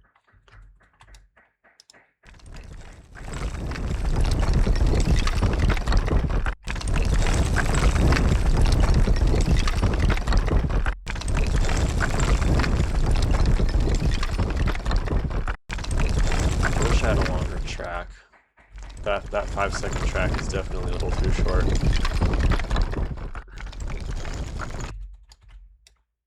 But you get the idea. You know, you can tell that that one's looping and it's kind of not a clean cut loop, but that's how you would add a sound cue. And then now that I made that sound cue, I can just go grab it and I can slap it on this one as well. And then they'll be the exact same. And I don't have to redo all the ambient, you know, settings and all that stuff because I made the sound cue once. And it's like that. And so then what you might want to do is, just like I said, if you pull out the WAV file normally without anything, it'll just be a sound that you can hear, you know, anywhere on the map. You might want to add like an ambient sound effects that cover the entire map. I have a really good, I'm gonna grab this one too. So for ruins, I made a really good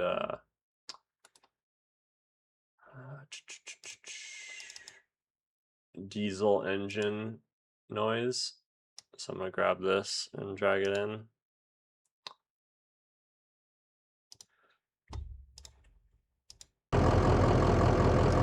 Yeah. And so this one, you know, again, you can make a sound cue or not make a sound cue. I can drag it out here, and then attenuation settings, I can always just click ambient on it, and now it'll have the same ambient settings. So I'm going to drag this one over to this truck and put it right there. Oh, it's not looping. This is a really short soundtrack. Again, I don't want it to compress very much, and I don't want it to be looping. And there we go. So now you got some truck noises.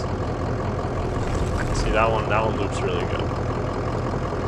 It's a really short sound file. It's only it's 6 seconds.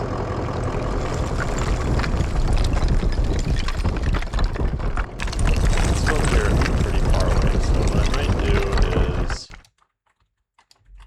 lower the attenuation settings on both of those just a little bit. So again, actually, let's go back down to like 800.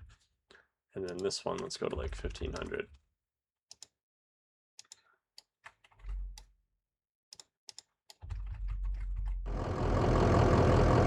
Next we can hear it. Now you can hear this when you're walking around it.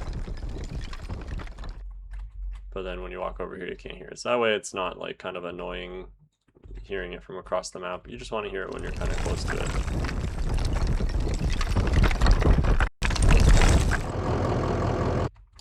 So now I can do the same thing. There's a diesel truck over here, so I might add one more to this. You know what? This one won't be running. I'm not going to add one to this one because it's parked. But this one, we can say like, oh, hey, it's still running. This one, I don't know. It's like, it's a personal choice whether or not you have, you know, sound cues on everything. I could take this one, and maybe what I'll do is, you know, I will add it, but I'm gonna move the sound cue back a little bit, just so it's a little quieter. So yeah, so that covers audio. Go to town, add a bunch of little tiny sound cues, add like, you know, creaking doors, you know, depending on like what your map is. Water, Ruins had a couple waterfalls that I found some really nice free waterfall sound effects, and some rivers, maybe some birds chirping. You know, maybe this map, because it's out in the desert, I should add some like wind, or I've got some machinery sound cues. So maybe in this room I'll have like some machinery turbines going off over here. To add some ambience when you walk into this room. You can like, okay, you're walking into the factory, you got some, maybe this grinder won't be like grinding rocks. Maybe I'll add some buzzes and zaps to this right here, this electrical panel that I have sparking. Just like stuff like that. Make the map feel a little more alive with some ambient sounds. The other thing you can do that I should go over real quick is audio volumes. And so if you go over here and type in audio volume, you get this box. And what you can do with this box, and I think I'm going to put one, definitely going to put one like under over here. Okay. Let me just delete that one. I'm going to place one by hand. Where is the tunnel? Right here. Audio volume. And I'm going to make it cover this area from that entrance to that entrance, a little smaller, and then to that doorway and that doorway, maybe a little smaller, and then make it a little taller.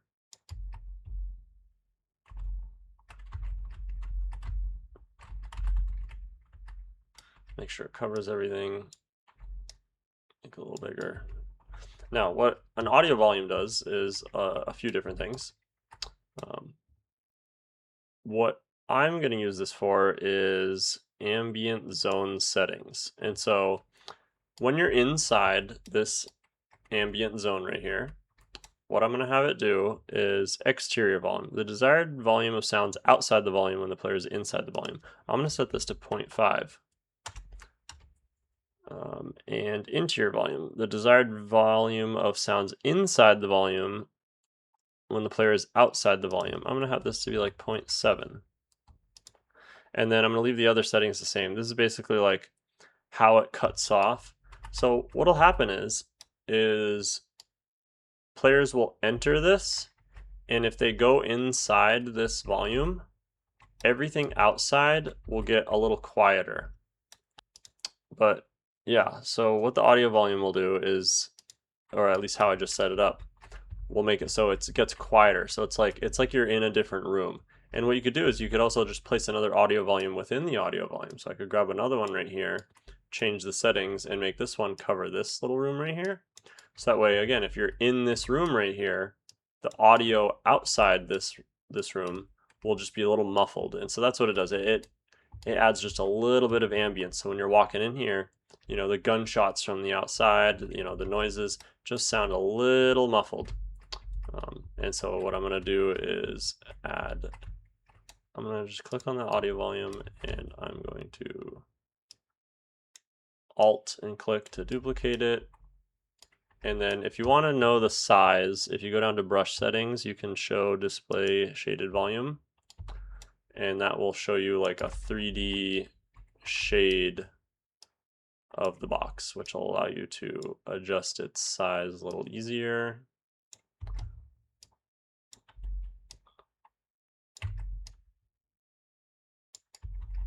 And to say like, okay, where does it line up with that door? No, move this over. And then does it line up with that door? No, move this over a little. It's really trippy how it displays. It doesn't display it like a real 3D. It's kind of like overlays it on top of. So then I like to turn it off and say like, okay, where's my box lines? Sometimes going under the map's easier because then you can just look up at the box. And I want to move it that way a little. And so same thing, this one I'm going to have cut off to right here. And then the next one is going to be in this little room right here. And then what you can do is kind of just center it to the room.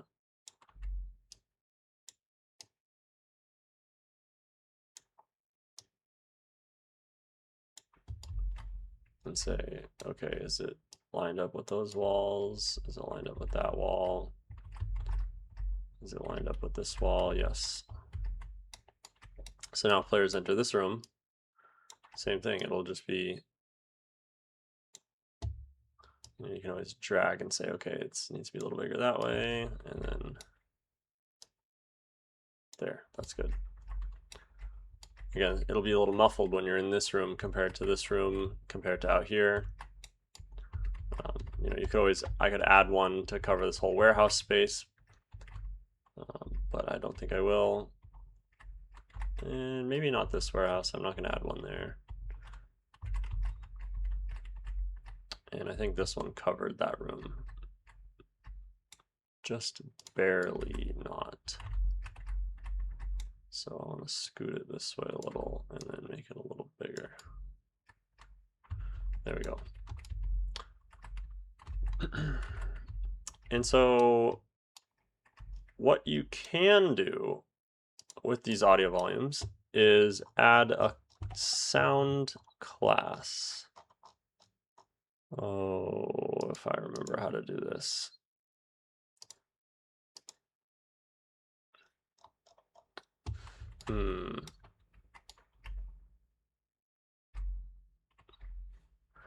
I think it's something like, I'll have to find the video. There's a way to make it so audio only plays if it's inside or outside an audio volume based on a sound class. So the other thing you can do is go to sounds and then classes and then sound class, and you know, name this one whatever. And when you open this one, you don't even really have to do anything with it. Once you make the sound class, you just link it to certain sound effects. And if something has a sound class, and I think if it's inside an audio volume, it'll only play it if it's in that audio volume. I would have to go and find the video that I watched, but just know that a sound class basically categorizes a sound. I need to do more research into what that does. But if you want a sound to only play within a certain bounds, that's how you would do it. You would add the sound class, add that to your sound cue, and then also use an audio volume. And then somehow there's a way to like link them up. So that way the, what's it called? The audio that you linked to those only plays within the bounds of that box. Okay. So now that you have, you know, roughly completed your map and gotten into a pretty good place, there are two other recommendations that I have. The first is to zip your project into a different place. And so if you come up here and hit File and then Zip Project, you have the option to save a zipped copy into another location. I would highly recommend doing that. The first couple maps I made, the first test map and the first like little projects I worked on were on a hard drive that got corrupted and I lost them forever. So that's great. Don't make the same mistake. Always make sure to save a backup of your project somewhere that's not the same SSD or hard drive that you're using for this project. You know, maybe upload it to Google Drive or whatever your preferred cloud storage is. Save it somewhere else, just so if anything ever happens, you know, you can get the project back and you don't have to do all this work again. And if you ever lose it and then have to make edits to the map, you know, you'll be able to grab the map file, and then at that point you would have to make a new UGC because you don't have the original Unreal Engine project. It really depends. Sometimes it lets you, sometimes it doesn't, if you have the whole project file or not. So definitely save a copy of the map, file zip it to somewhere else. The other thing we can do is, so right now, if I click on UGC content and go to size map, it says the map is 1.4 gigabytes. But I know that there is stuff in this folder that's like duplicated that I didn't use. So what I'm gonna do is I want this file size as low as possible. So I'm going to migrate the entire map over to a new UGC. So I know I made this UGC, but I'm going to go to Pavlov Workshop. I'm going to create another mod. I'm going to call it, you know, grind CSGO again.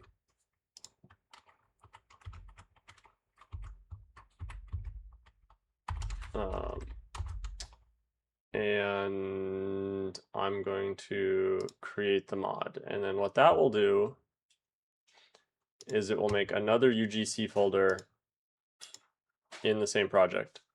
And then what I'm going to do is I'm going to go back to the original one, click on the map, right click, asset, actions, migrate. And so I'm going to migrate the entire level, which is going to take everything, all of the static meshes that are used on the map and all the materials that they use, and I'm going to migrate them to the exact same project file, plugins, and then I'm going to find the new UGC, and then I'm going to put it in that content folder. Asset already exists. An asset already exists at location.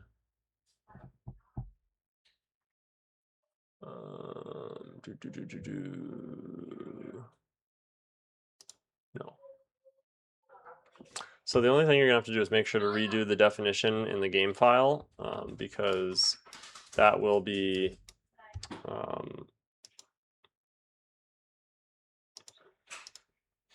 oh, hang on, I might have done that wrong. The other thing it will reduce on is if you've merged anything in here, it'll save the original mesh. Like we went over and we merged a lot of these pipes. So we don't have on the map the original static meshes for those pipes. We're using the merged version. So each of those might be like a half a megabyte, and you're talking about a couple, 100 pieces. Yeah, if I migrate this, which I might do, I'm still thinking about it, but if I migrate it, it would reduce the file size.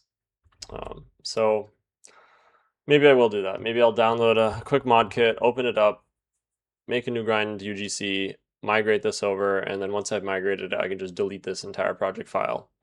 This will just be like the working one that I did, and then I'll make a final copy. Or you can work in a new project file every time, and then when you have the final map done, maybe you have one project file that just has all the final maps, and then once you migrate it to that, then you zip that project, and like that one will have all your final projects all in one. Because you can have multiple UGCs. Like, see this one, I made another grind folder. Okay, hang on. So this one, no, this one now does have all the stuff in it. It didn't like 2 minutes ago when I did this. So let me see this one. Now let me see size map. Oh yeah, one gigabyte. Okay, so scratch all that. It did work. When I did migrate it, what I had to do is just save everything, close, and then I think it was fixing up redirectors. And so you click on these and you hit fix up redirectors, and it'll just like refix up all your assets. So yeah, so it's like this FX is in this UGC file. Yeah, so it did work. So this UGC, if you look at the size map, it says at least one gigabyte, and so it just gives you a general estimate. Like here, all the textures and everything are 646 megabytes, and then this is another 332. So just barely a gigabyte. Okay, so it did work. So I will go to the new one that I migrated and open up that version of the map. And now that I have this version of the map open, the only thing you need to do is then go to your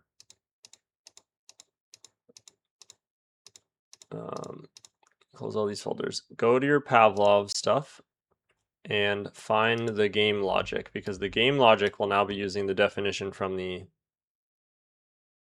Oh, did it auto update the definition? 7654. 7654. Wow, it even auto updated the definition. Okay.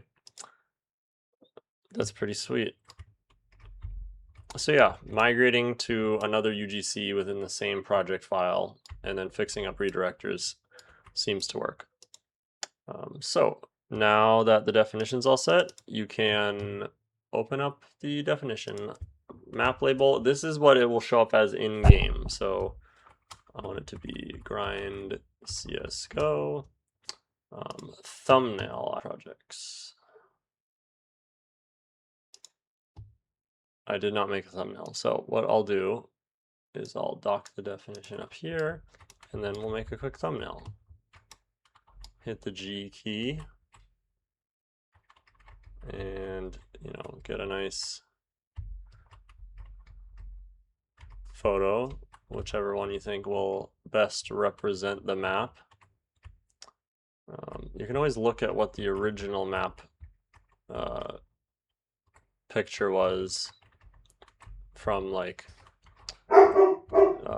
CSGO workshop and use a similar camera angle to that. But I'm just gonna Windows snip tool, just Windows Shift S, and I'm just gonna like grab this right here. And then I'm gonna open this up, edit in Paint. And then in Paint, you have a resize option, and you can set it to pixels. And it's 512 by, on the Pavlov thing, this is wrong. It says 512 by 512. I believe it's 512 by 288. So I can uncheck maintain aspect ratio and change this to 288, and it will stretch it just a little bit. So you kind of got to take a screenshot that's roughly 16 by 9 or whatever it is. And so now it's 512 by 288, and I'm going to save it right here. Place it right in here. And then when you go to your definition,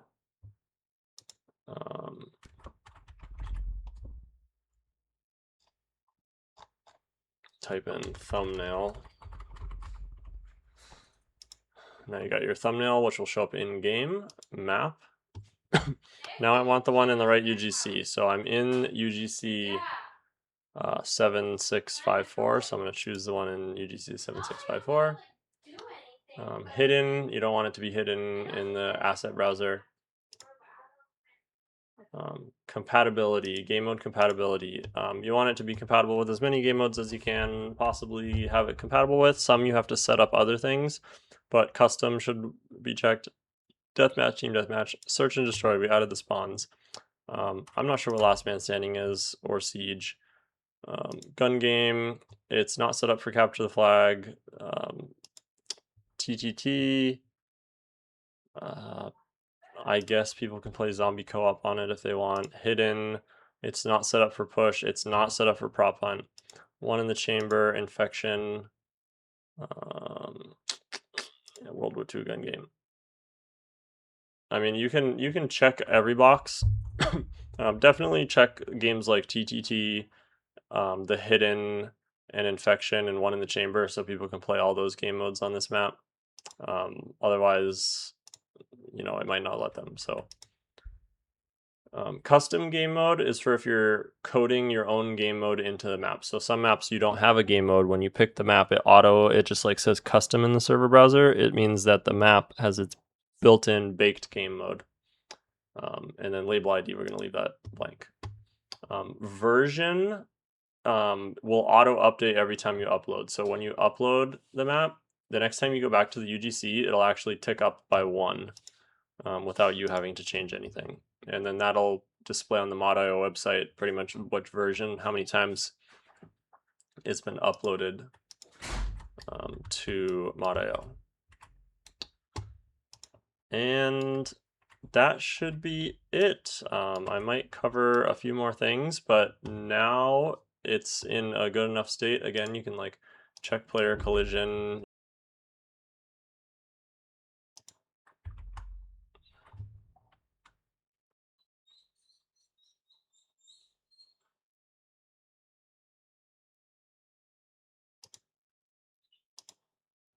Okay, it looks like their names are too long. That's why they didn't. Okay, so that's a serious problem that might show up when you're uploading a map, is that something might have too long of a file name. And so because like you have, your project file name, here I'll show you. let's go to grind CSGO. So you have grind or whatever your map name is in the project file, and then it's plugins, UGC content, content, merged, and then you've got like grinder, grind blender, static prop, whatever, and then it's that asset. So if I find that merged one and I go to like curb, it's called like, curb straight, whatever. Windows has a maximum file path length, and Unreal will even tell you. So if I go to merged and I find the curb, if I hover over it, it'll say asset file path length 108 out of 210 or cooking file path length 152 out of 260. If your naming convention is too long, Windows can't copy paste it unless you download a totally separate like Windows thing to increase your file path size. So what you can do, I mean, you can rename stuff, but like, let me just see if curb1 works. Like if I copy curb1 now to this one and I paste it in here, see, now it copied because it's not too long of a file path name. So like if I copy this one and go to merged, I wonder if it'll let me paste this one. Nope, see this one, it's too long because to copy it, Unreal like adds a couple things to the name. So it's like, even though it's file path is only like 100 and like some of them are like 100 out of 200, it needs that entire 200 to be able to like copy it from one place to another. So for at least for me, for these curbs, I think I'm gonna have to rename all of these to copy them over. But then what you would do is, once you're done, do the same exact thing, go to Pavlov Workshop, upload mod, pick the UGC, Windows, and hit upload. And again, if you haven't done that before at this point, you should have a test map and you should know how to do that ahead of time. A couple more things that I want to cover, just in case you're looking for information to improve performance even more. So at a base level, merging things is probably going to be your number1 way of reducing draw calls and increasing performance. So like merging things down to one material. Like I'm pretty sure this building right here, it had a bunch of different types of metal and stuff around the building, and when I merged it together, it merged it as SM merged actor. And you can just keep merging things down, setting the text resolution. You'll lose some fidelity as you start merging things down. But on a Call of Duty map, which I will maybe make a separate video on Call of Duty maps in the future, Call of Duty map has a lot of smaller actors, like a lot of small things that you can merge. These could have been merged, or these I instanced, but it's basically the same thing as merging. So you end up having a lot of tiny things, in the distance. And so if you're looking like this, and you're looking over there, you're gonna get all these little tiny, all these windows in the distance, all the brick trim, all of these little things that are gonna add up. I think all these sandbags are their own thing. And so if you have a scenario like that where maybe in the distance on a map like this, there's spots where you can see so many buildings from like one line of sight, whereas a lot of CSGO maps are broken down where like it's more like this, where you're walking down hallways and you have these buildings that are blocking line of sight. So when you have a map with like really tall walls, like grind, was really simple because there's a bunch of tall walls that break line of sight up between the map. So you never have a spot on the map where a character can see like the entire map all at once. But on this map, there was areas where you could see the entire map all at the same time.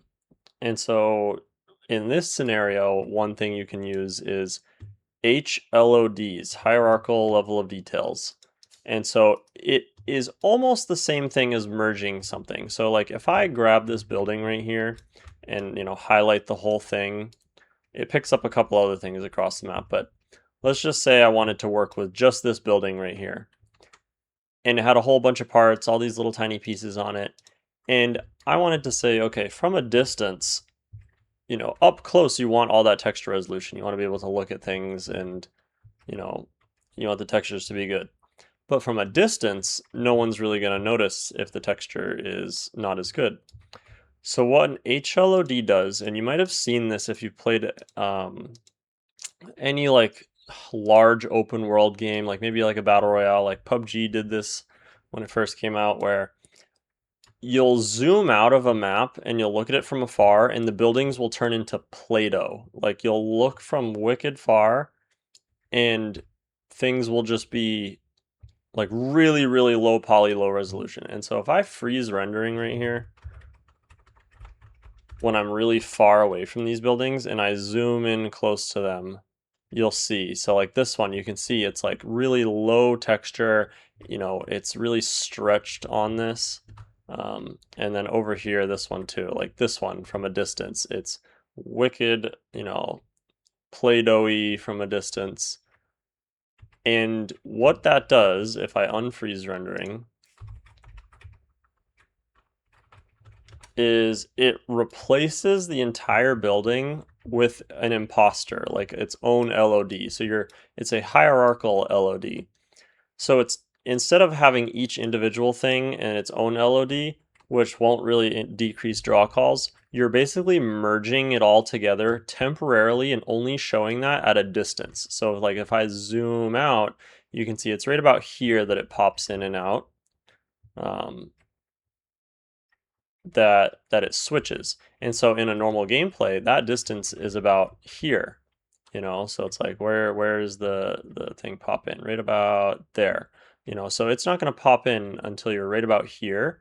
But from here, you're not seeing much of the building anyways. So if you spawn in and you're standing over here and you're looking down this aisle right now, that's going to save a lot of draw calls because now that building isn't really being displayed. It's being displayed as a HLOD. And then as you get closer, it'll swap back to the real mesh. And so again, that's just a way to like bunch up. And same thing with this building over here. It's right about there. You can see the whole building swaps in and out.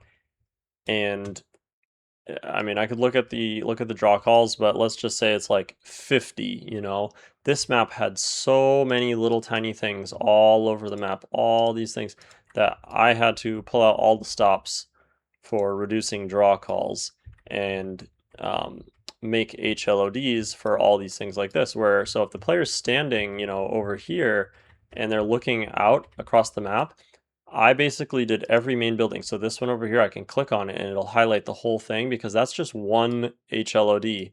The same thing with this building over here. It's one HLOD. I think this building over here, I don't think I'm far enough away from it, but you get the point. Like I placed an HLOD zone. And so how you do this, that's the most important thing, is I'm going to put a video in the description that'll cover it much better, how to set it up. It works differently in every version of Unreal Engine. So Unreal Engine 5.0, you go into the world settings and you go to HLOD setup and you set it up here. I think you need to just hit this add railment. You don't need HLOD setup asset or override base material. Base HLODs will try to auto-generate for you. So what it'll do is it'll place a bunch of like zones around the map. It'll put a bunch of circles, a bunch of spheres around the map where it thinks there's a lot of assets and it will like group things together like that. Or you can hand place the HLOD zones. So I went in and, type in, what is it called? I've got them over here. HLOD zones, hierarchical LOD volume. So if you search in the place actors, it's called hierarchical LOD volume. And let's say, okay, I want this building right here to be, and I think I can find them if I hit, no, not H, G key. And if I I've got 17 volumes on this map. So if I click the first one, this box, I can display the shaded volume. It's covering all these buildings. And so it's going to merge all those buildings together as a fake mesh. So that way, if a player's, on the other side of the map, it's just going to load those all in as a like lower quality mesh. And as I get closer, see, I didn't even see the transition. Oh, it's right there. Right about there. So again, it's only if a player like gets up close to it that it'll swap out, and that again just saves a ton of draw calls, saves on material count, saves on triangle count too, because it renders it as a lower quality asset. And instead of having like, let's say there's 50 or 100 pieces, all these windows, and it'll merge them all together. So if I go back to that HLOD volume, there's a couple settings actually in world outline settings. Cluster generation, and you check only generate clusters for volumes. I found that was a lot better. The auto setup one, it just doesn't work right. It's better to make your own volumes. And these are the settings I used. I think I changed a couple. I think desired bound radius 3000, fill percentage 100. And then mesh generation, I used just for reference, I used a transition screen size of 0.315 and then override draw distance. That you can change. I have it at 5,750, but it just depends on how big your map is and how far away you want them to pop in and out. Simplification method, simplify. Only simplify works. Merge will just merge them at full quality, which is the exact same thing as merging like I showed earlier. So that'll reduce draw calls, but if you merge too many things at once, your textures are going to end up suffering. And so I had a building over here that I merged everything, and you can see like up close, this brick trim texture isn't very good. If I click on this one, it's SM merged material. But that same trim, if I go over here and look at it, it's supposed to look like that, but much higher resolution trim than what I merged over here. So you can just merge things, and then eventually, you can see up close, it's like this window definitely has way more texture resolution than the brick. But this building was, this is the upper part of the building that I merged, so it's harder to tell. No one's really going to be looking up there. They're going to be looking down here. So I'll link a video in the description on how to set up HLODs, but the general premise is you drag out these volumes, encompass areas of the map that you want. Again, I had 17 of them, so I did those buildings. I think I did this little building down here, that building, a bunch of these buildings all around the map, and I put an HLOD volume that covered each of them. Go into world settings, set the override draw distance, and you can play with this depending on how far away you want them to transition.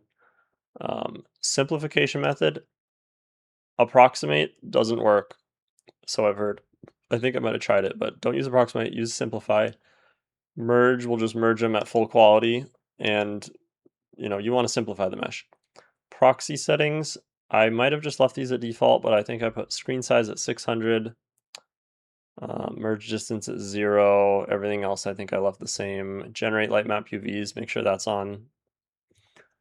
And then what you have to do is you have to go up to Window and HLOD Hierarchical LOD Outliner, and then that'll pop up this outliner. And what this does is your settings for your HLODs. So under HLOD, I know these are called actors 83 to 97, but it's because I deleted them and rebuilt them and moved them so many times, and the number just keeps going up.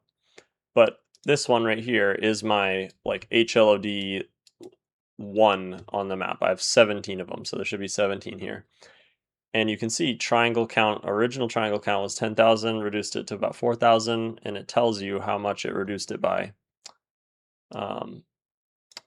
And what you would do is you place all your volumes, cover all the things that you want to be merged, and then don't regenerate clusters because that is the automatic regeneration. Don't regenerate clusters or regenerate clusters. I don't remember if you have to click this. I think this is for the auto generation, and you don't want auto generation. We want to do the manual setup. Then you want to generate proxy meshes, and so that'll take a little while. It's almost like building lighting, except you're building proxy meshes, and that will build. It'll do all the merging. It takes a while. Like this map, it took like 15 minutes each time. And then you want to make sure you hit save. For the longest time, I couldn't figure out why the heck my things weren't saving every time I opened and closed the project. It's because I had this tab slid over so far that it hid the save button. I felt so dumb, okay? So you generate your proxy meshes, and then once they all generate, you just hit save. And then what that'll do is it'll make this folder called HLOD folder. And you can see here's all the materials from the HLODs and all the meshes that it generates. So all the textures, materials, and meshes, and the proxy data. This one, it was pretty big. It tells you the full size. It was 200 megabytes. But again, it's like a balance of performance versus file size. And this will all get compressed when you upload to mod.io. So I think this map in editor was like 1.6 gigabytes, but then uploaded it was only 800 megabytes. So you can open these, it'll generate a static mesh, and you can open them and look at it and say like, okay, here's the static mesh that it did for that building over there. You know, it definitely doesn't look great, you know, from a distance, but it will reduce draw calls. This is like a last case scenario. I don't think, if I had known better beforehand, I might not have done it this way. I might have just stuck with merging things. But it's specifically for this map, because it's so open, because you can see things, especially down these center lanes, from across the map so easily, it almost was necessary for me. But for most CSGO maps, you probably won't need this. You can probably get away with just merging like things that are like materials, and getting your draw calls down that way. And then again, the merge actors has a simplify option. So it's like, if you ever do want to simplify, you can just make the simplified mesh without using HLODs. HLODs is it's making the simplified mesh and then swapping it out real time depending on how far you get from the building. I think that's it for HLODs. Again, I'll link a video in the description that covers it a little bit better, and all the settings and how to set it up.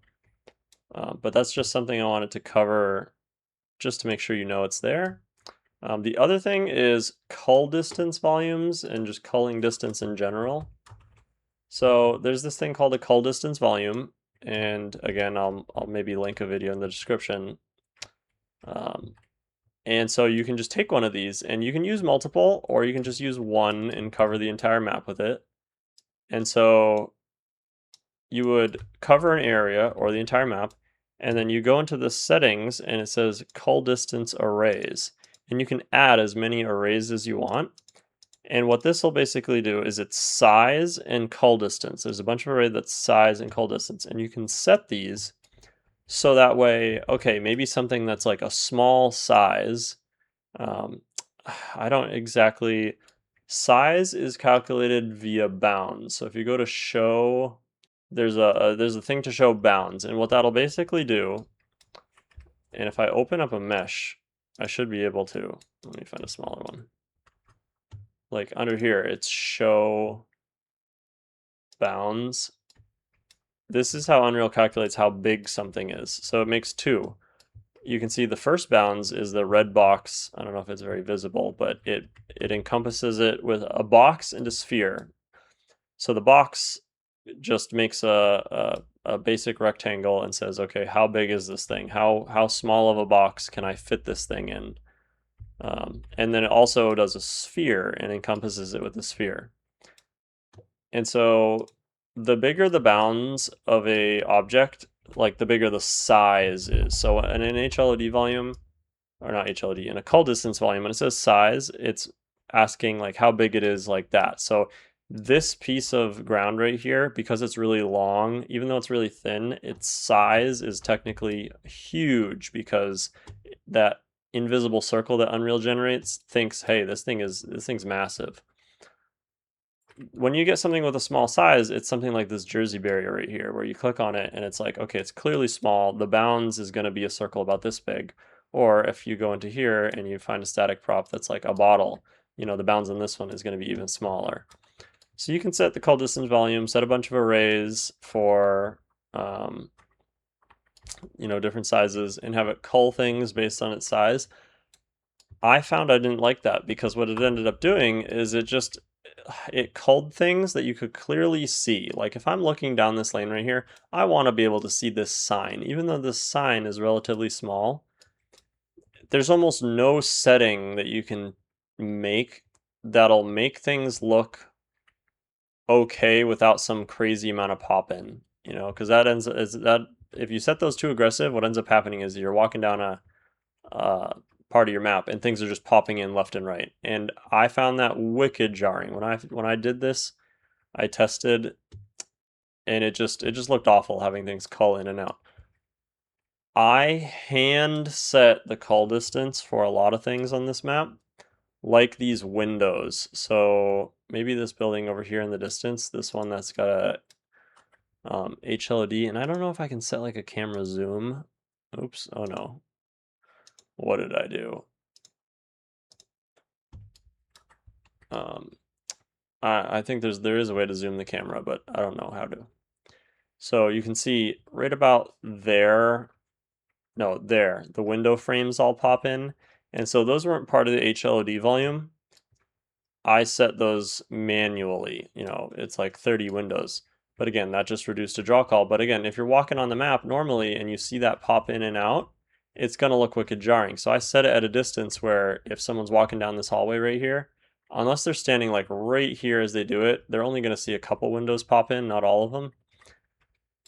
To do that, you just click on any mesh on your entire map and you can scroll down to, so there's two things. First, there is a setting in here for every single static mesh on the map. There's a setting, include component in HLOD or include actor in HLOD. I think it's actor for most static meshes that you check, but you know, uncheck both of these. If you don't want something included in an HLOD, you would go down to that mesh and uncheck it.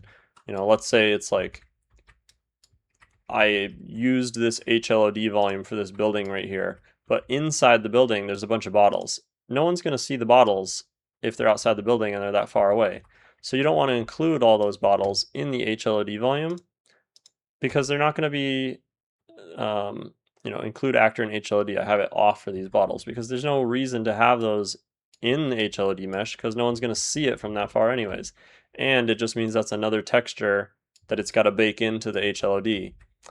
So I think a lot of these for like the floor, okay, this one's included, but I know some of these, like the smaller meshes in these cans, I unchecked them from include HLOD. So the other thing you can do is down past that further, there's an LOD setting, and you can always go to the tabs up here. So there's LOD, it'll take you right there. And forced draw distance. So minimum draw distance, desired max draw distance, and current max draw distance. You can also have it never distance call or allow call distance volume. So you can uncheck things from call distance volume so it won't apply if it's in a volume. And so what I did for a lot of things on this map in particular is I manually went through and it's like, let's see if I can find something like what I have done. Maybe this piece. See, a lot of these are instanced already, so I don't know what I would. I can't find a specific example. It was all the instance static meshes, so if I scroll down, I manually went through like 1,000 different things, all these ISMs right here. So these are these instance static meshes. which is just another way of merging things that are exactly the same. This only works in Call of Duty because they are the same mesh, whereas the Counter-Strike, everything that was even the same merged together. Everything that was the same had different names. So like each of these would be like whatever 1 and like roof vent 1 and roof vent 2. And so you literally can't merge them for CSGO because they're not the same mesh. Each one would be imported. Whoever made the Call of Duty mod, Astral, did a much better job of making it so they actually used the same mesh. So what I did is I went through each of these, clicked on it, and then went to the LOD and set the max draw distance. So for this one's 8,500. So at 85 meters, the windows would pop in and out. And I went and hand set all these for the entire map. Wicked tedious, but at the end of the day, you're trying to squeeze out every last bit of performance, because again, if someone's standing like right here, they're going to just barely see the windows through these buildings. And again, it's only for this map because it's so open. So I culled them so that way you're not going to see those unless you get to about here.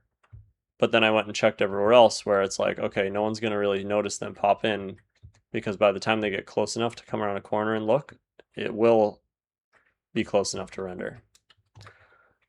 So that's a basic general thing for HLODs and cull distance volume. Again, I didn't use cull distance volume because I don't think the settings were good enough. I went through and did them pretty much all by hand based on the distance. Because again, the size of an object completely changes, how Unreal thinks the size of something is versus the size it actually is, and versus how far away you actually are. But yeah, those are just some options that are available. Those are last case scenario is do those, because then they look worse and it's a lot to set up. So yeah, I hope this video helped. I will maybe try and do one for Call of Duty maps. And maybe I'll do another, I don't know if there's any questions, I can always do another video, or I'm going to put a lot of links in the description. So if you've made it this far into the video, I'm going to put a lot of links in the description. None of this, none of this I learned myself. I found this all on YouTube. So everything you need is on YouTube. It's just starting out. There's so much to think about that, it can be wicked difficult and overwhelming because you don't know where to start. So again, the point of this video was kind of like an intermediate, like beginner to intermediate map making, just specifically for Pavlov. I guess if anyone else gets any use out of this, that's great too. And just showing the options available. And 99% of these things are only because we're porting a map. So it's like if you're making a map from scratch, totally different scenario about what you choose to use as assets. This map's from 2010, so it's like if you actually click on these sandbags, and of course I can't open this mesh, but it's like if you actually open these sandbags, the triangle count, 600 triangles, and it's got LODs. So if I go, farther away, it drops it down to 300, and then if you go even farther away, 150, and you can see it even looks like, if I show the LOD 1, 2, 3, and these are directly imported from Call of Duty using the software available at the time for this kind of map port. But again, it's like if you're making a game from scratch and like making assets from scratch, you got to know how to use Blender, or you have to find, free assets, or like I said, like on Humble Bundle, you can buy software packs. But some of those, the mesh count or the triangle count might be in the hundreds of thousands for a lot of those. So you might have to then go through and manually like decimate the triangle count on a lot of those, because they're just meant for like 4K textures, playing a flat screen game. But when we're playing VR, it's a lot more demanding. you need either higher end hardware or you need to make the maps wicked optimized. And that's why we play a lot of older CSGO maps, because they were optimized at the time for hardware from 2007 or something like that. So, even this Call of Duty map, which was from 2010, if I didn't do any optimization and just slapped this map in, it would run so bad, because again, you have millions. It was like, I started with over 10,000 actors on this map when I started working on this one. 10,000. The draw call count was over 2,000 in most areas flying around the map, because again, each of these sandbags groups were its own thing, its own mesh. All these pieces of grass, Call of Duty has them set up as individual. See, these ones are kind of clustered up, but like this one right here is its own blade of grass. So that on its own is one draw call. And so I used instant static meshing for these, but you could do the same thing with merging. You could click on all these and merge actors and merge them together if they're the same material to get your draw call count down. And then I went from 10,000 actors all the way down to 3,200. Then I also did HLDs, because even after that, there was still like some areas like this where the draw call count was like 1,500. So yeah, I hope this helped, and I really hope there's some comments and discussion in the comment section. If anyone's got some tips and tricks, because again, I don't know what I don't know. I'm giving the best information based off of what I have. I'm by no means an expert at any of this. I've been learning for about like a little over a year, probably a year and a half now that it's already June. And this is how far I've made it in 1 year. So like the next step is I'm going to try making my own assets, maybe try making a map from scratch, or, getting legally acquired assets, purchasing them, and then maybe making an original map from something like that. Trying out more stuff with blueprints, and stuff like that. And so it's like a learning experience. So I think porting maps is a great place to start for learning Unreal, because a lot of the harder texturing and modeling work is already done if you're not used to that, and then you can just focus on like bringing over a map, learning the editor, learning how everything works, getting familiar with it. Again, all the information you need is out there. You can find it on the internet. You can ask questions, ask other people, and keep at it. And good luck. I hope this helps. Impervious out.